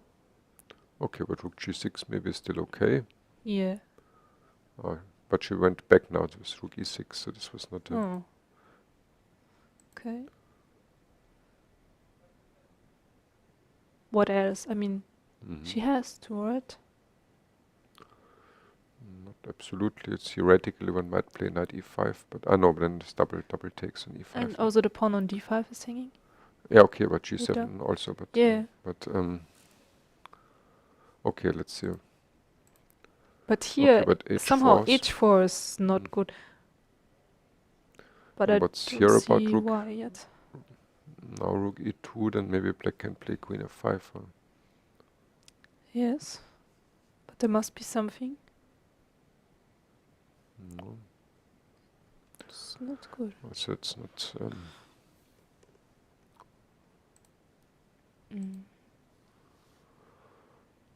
yeah, but h4 is...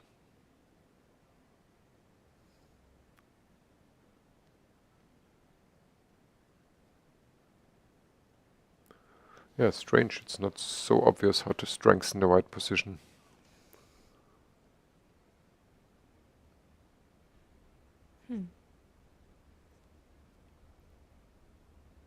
I would like very much to play this prophylactic move rook e2, but somehow the engine doesn't like it. Maybe queen f5 or... Yes. Yeah, queen f5 is the problem. Okay, but what else? There must be something for white. Absolutely. The position is so strong. Mm-hmm. Strange. But I also don't see the trick. No, so don't see it. Okay, so let's see what's happening. I mean, h4 is a brave idea. I mean, so it's...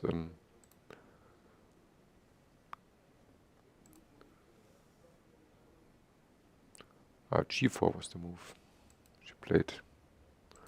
I thought she would take an h4. But Yes. okay, also the engine doesn't like g4 at all. No. As I just see What now. happens if she takes on h4? Yeah, that's what I expected.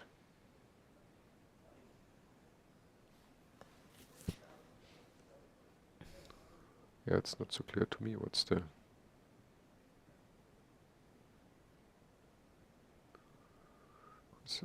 Knight h4, queen f2, but...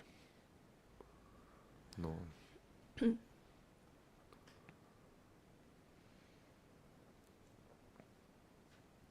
Maybe some brutal stuff with rook h1, but...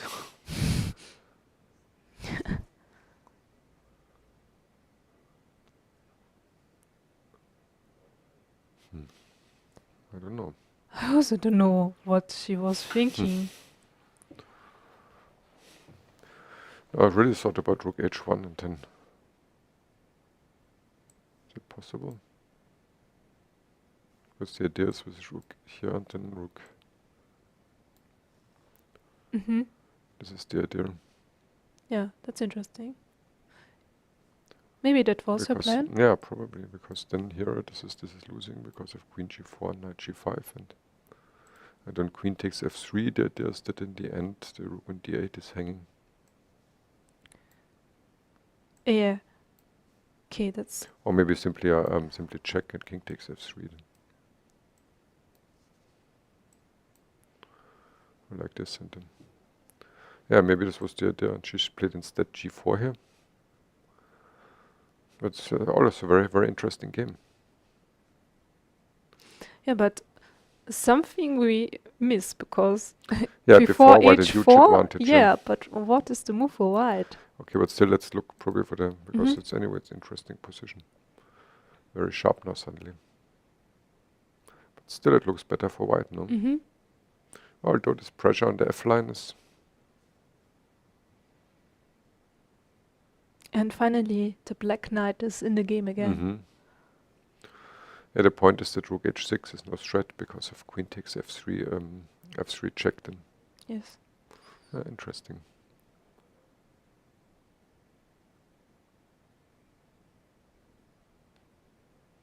Yeah, if white gets time, then finally I can play my move rook e2 and then. Okay, But now the bishop is it's protecting already f2. oh yeah, that's right. And maybe black can play c5 now anyway. Yeah. Maybe then some idea with rook d6 and then. How's the time? This is not in this type of position. The time is very important. 4 minutes for both. Yeah. This is also very interesting. Yeah. Very, very interesting. But still, I don't really know what white should have played instead of h4. It was not obvious. Okay, we can check it, but only a very short look because Yeah. the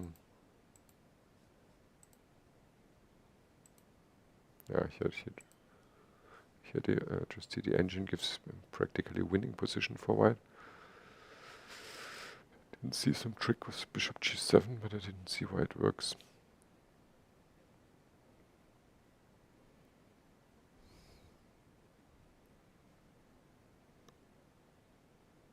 How to strengthen the position.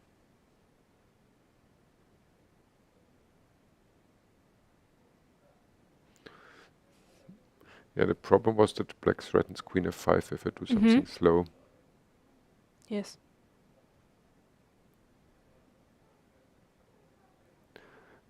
But maybe it's the, on queen f5 then rook g6.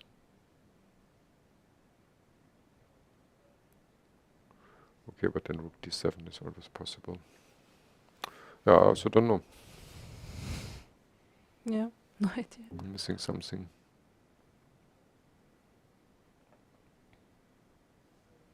Okay, but I think the game position is interesting enough. Yeah, this is definitely the hottest game in the moment. Yeah. Yeah, and Kashlinskaya still defended very well because it looked really terrible for her.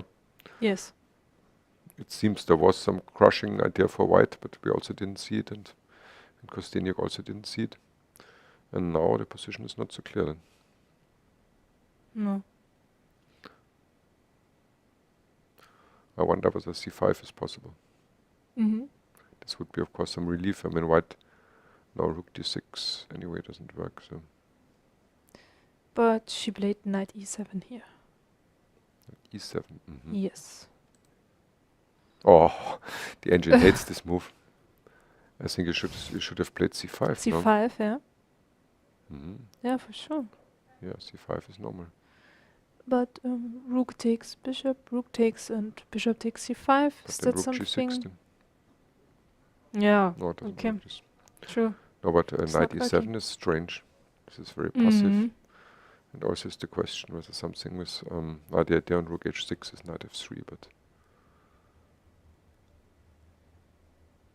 Yeah, but knight e7. Now there should be some crusher. Mm.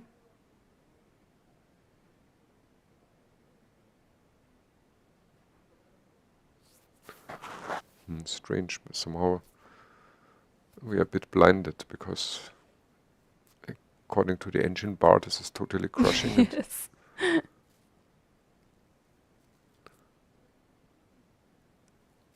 And she wants to play knight f5, so I mean white must in fact do something quickly. Mm-hmm. What's about rook f6? Oh my god. Rook f6.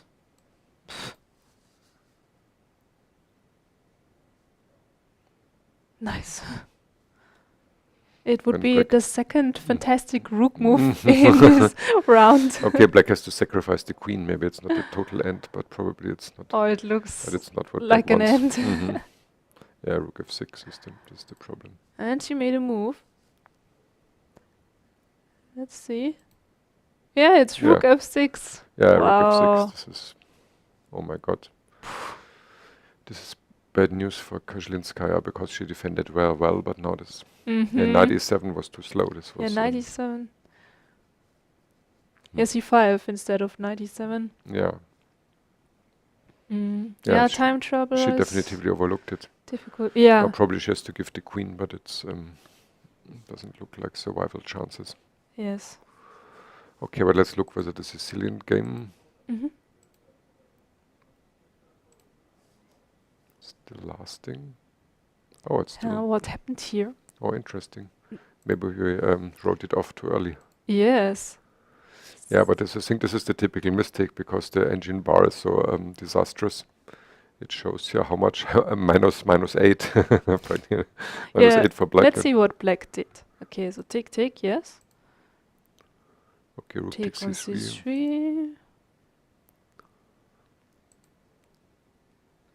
Oh, knight Yeah, takes- so maybe some imprecise moves. yeah, someone. Rook f3. Yeah, okay, this. But again, imprecise. Or Mhm, just... mhm. Yeah, because now white probably will get some counterplay with f5 or so, and Yeah, but bishop e3 was not good. Can we go back to before bishop e3? Yeah. Because here, I think that white can try something, maybe, to survive. maybe. What about bishop d4, protecting all the weak black squares? And also knight takes f4 is not possible because of g7. Probably she thought that rook takes f4 is possible. What? Probably Rook- she thought rook that rook, takes f4? rook takes f4 is possible. That's what she thought, probably.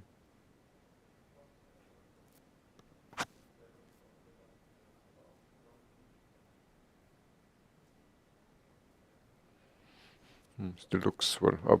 I must admit, I also would play bishop e3 at least in time pressure because Yeah. I would think that I have to defend She the pawn, only the has pawn on seconds, d4. yes. So. Next pawn. Yeah, I mean, I don't think white can survive this. Just the king is too bad. Yeah. Only chance would be something with f5 maybe, but or d6. Yeah, but still, black must. This is quite exciting because must find some precise moves then. Mm-hmm.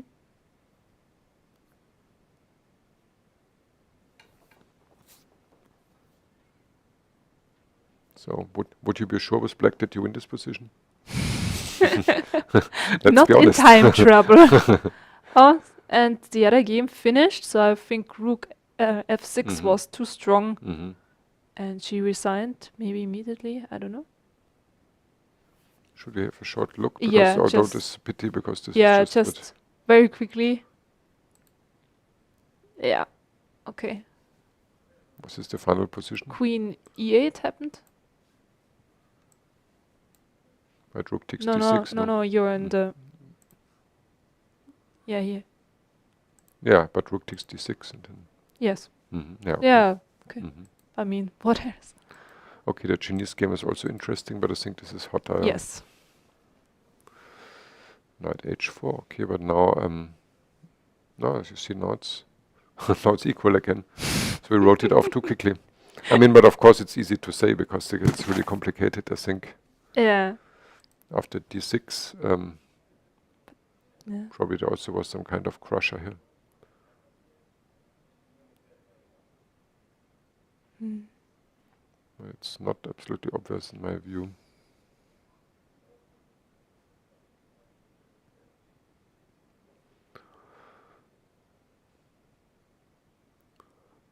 Maybe first knight h4, but also this pawn would make me nervous, I must admit. The d pawn is pretty strong.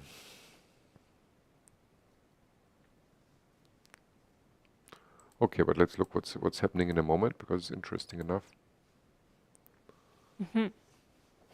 hot stuff. This is completely weird. d7. I don't know.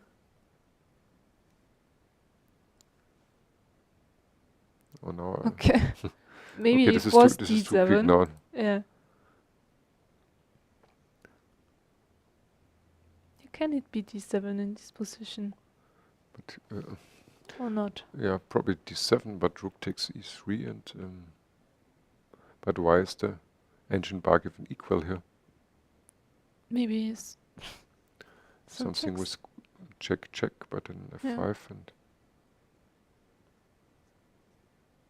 there must be something really extremely brilliant. But is there a difference if I play d7 first? No, it's the same.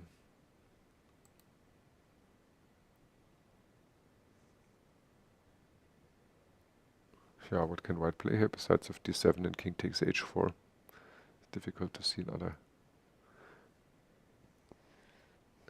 Maybe first give check and then on a8 and then take in h4, but is this no, also nothing. Yeah, sorry. Sorry, dear spectators.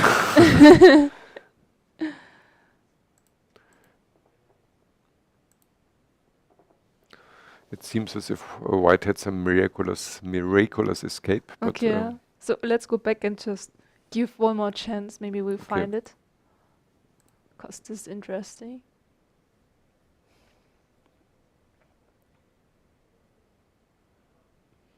yeah, really hard to imagine.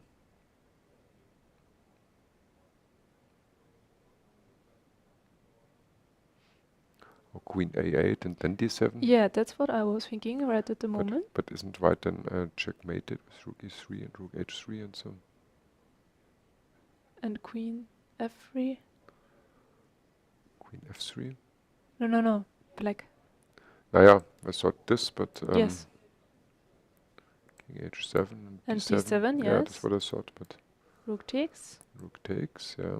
Okay, so it's also not this But one. I thought that white is getting checkmated here. Yeah, This was the, but maybe it's it's- not true. I mean, I think it's true. no, it's true. Yes. It's true. So Okay, so it's not d7. no. And yeah, another check also doesn't help, right? No, but in f5 then. I thought queen takes f7, but this must be also made. Very strange. Quite surprising. Okay, but let's take the look the game position here. Yes.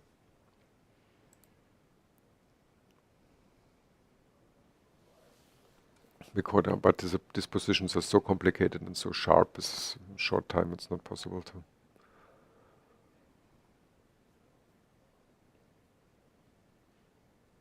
Yeah, but still it's tricky with the d pawn. It's the last chance.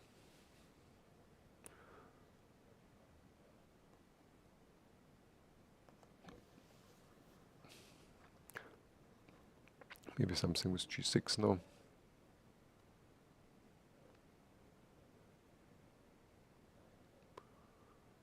Yeah. I like g6.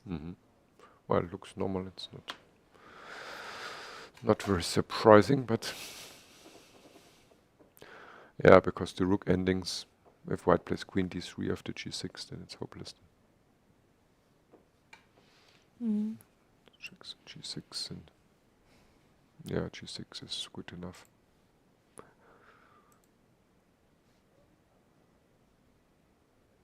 So let's take a brief look at the Chinese game. Oh no, here's just the move is coming. I think she played g6, did she? Oh, the Chinese game ended, so. Yeah. Okay.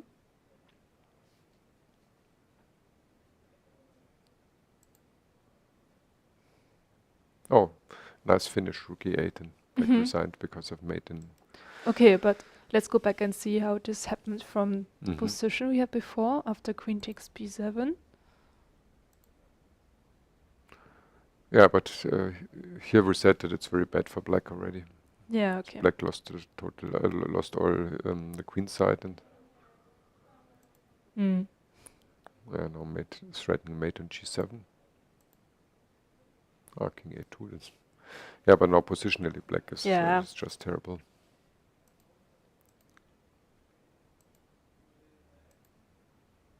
Rook h5 because yeah, nice. the mate in h7. Very nice. And then Then the bishop h6. wants to go to h6. And so she has to give the exchange. Okay, okay.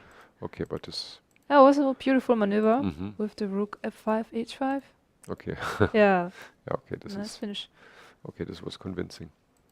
Okay, so I think there won't be any games that will be played after 40 moves. I mean, maybe this one, but What happened here after g6? can also She be played finished queen quickly. d5, rook d2, queen e5.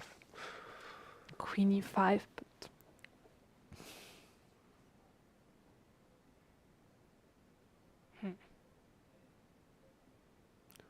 No, probably f5 check is made. No, f5 check and rook h2. it is, Blah. yes. Oh my god. Wow, actually no game more than 40 sure. moves. Crazy. Already finished. Yeah, but great fights. Yeah, wow. Incredible games today.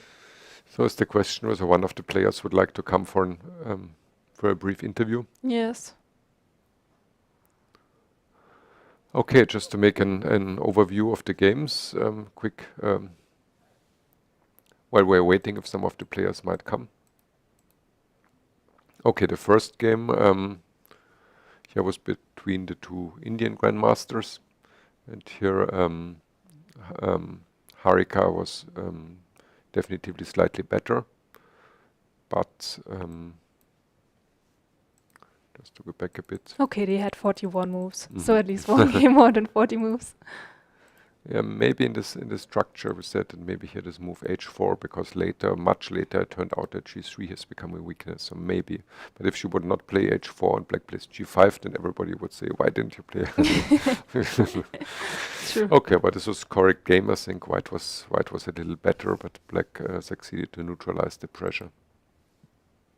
This was I think a known line in the benoni, a draw in a sharp, but a nice and sharp line. Sorry.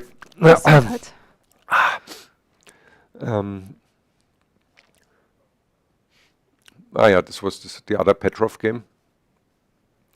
Yeah, Go but back some moves. became very exciting. Yeah, absolutely. Not typical Petrov. Yeah, it started very. Sorry. It started very calmly, but then black played a bit carelessly and allowed white to get a strong initiative with c4.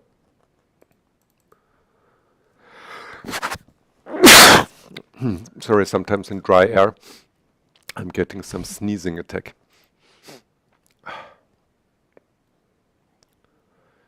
Yeah, until knight c8 we didn't like. We said that knight g8 probably was better.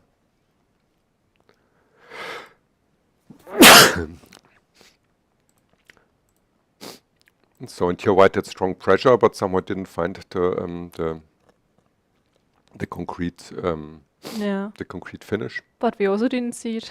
We also didn't see it.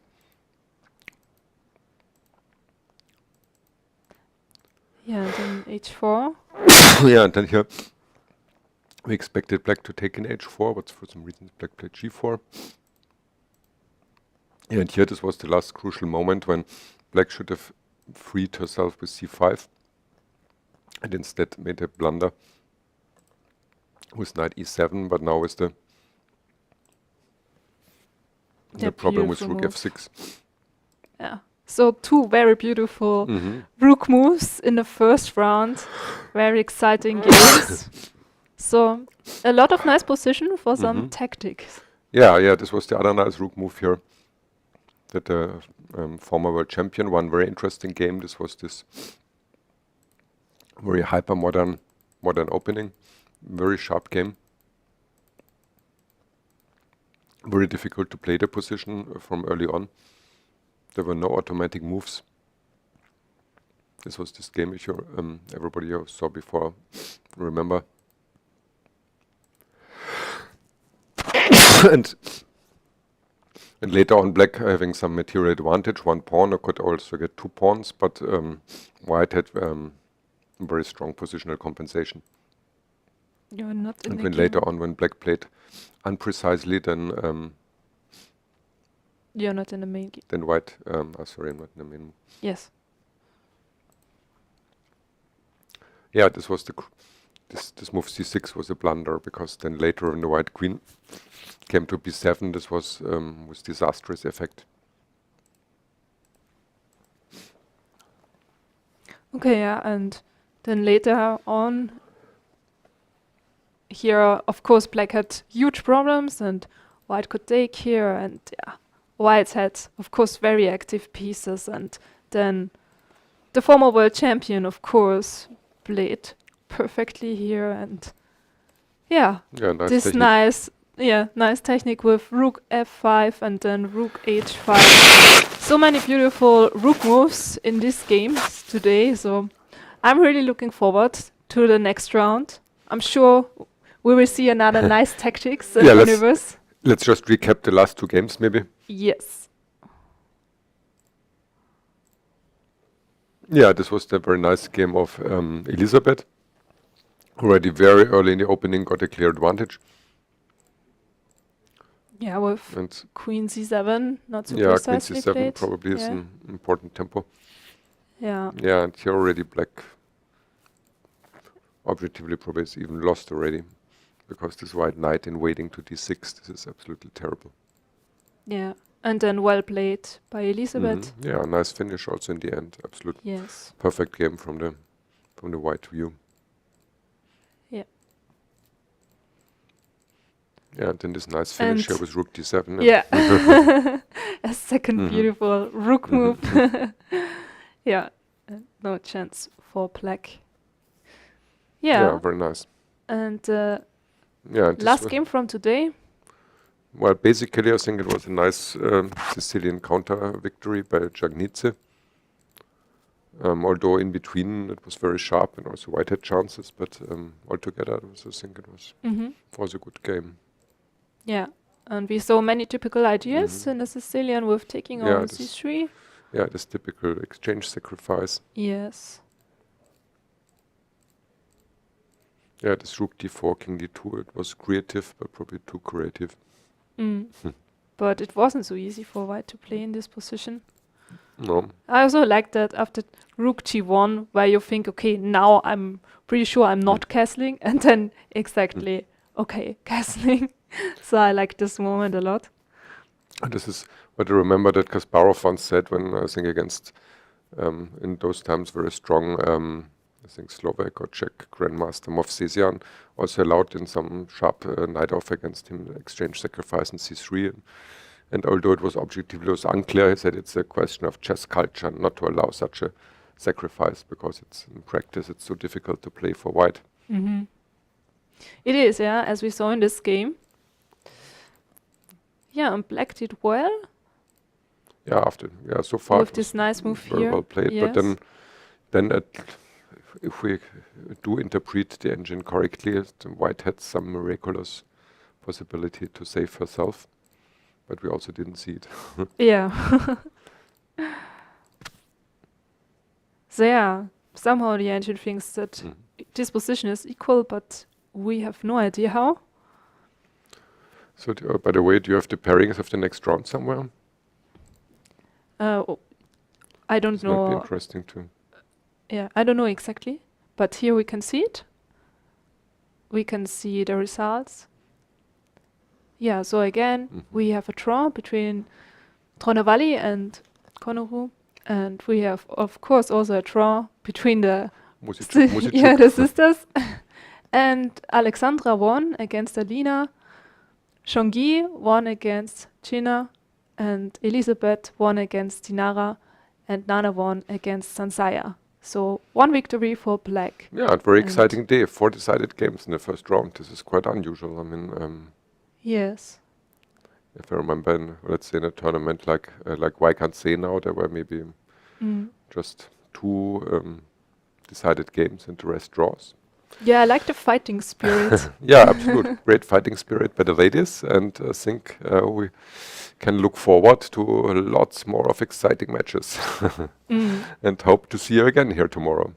Yes, unfortunately, the players don't want to come here for an interview, but I mean, of course, understandable. They want to concentrate and focus on the next games. And we are very looking forward for Yeah. many nice sacrifices and tactics. Yeah, and wish you a very nice evening wherever you're, or maybe a morning, depends where you're watching. And hope to see you tomorrow.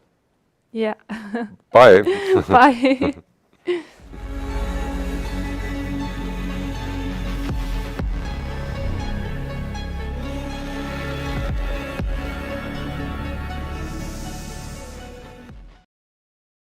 I'm with Elisabeth Paehtz. You just won your first game against Dinara Wagner. You were telling me before about the preparation of the game. Would you like to share your feelings about the pre-game preparation with the audience?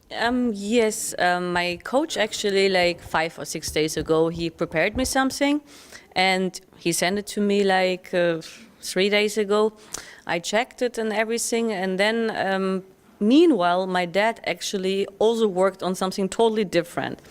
And then suddenly, like, my dad said, like, but no, come on, you cannot play now the other stuff. I typed in everything for 3 or 4 hours and, you know, like, shouldn't be for nothing. And I said, like, okay, Dad, I will play your stuff. And actually, I basically won the game because of him. So the opening worked out very well for you. Dinara on move 6 spent nearly 1 hour. What were you thinking? How are you able to keep focused when your opponent is thinking so much time on one move? Well, actually, in my opinion, it was already a late moment to start thinking, because the move beforehand, Queen C7, according to theory, is already quite crucial. And then actually, and this is the funny part, she played Queen C7 in her blitz game. And then she played actually better in the blitz game, because I think the only thing you can do, and I think she wanted to have something better than this, is to play c takes d4, queen d4, knight c6, take on c6, b c6, bishop f4, and queen b6. She had a game like this. It's like a nice advantage for white, but it's not like crucial. It's still like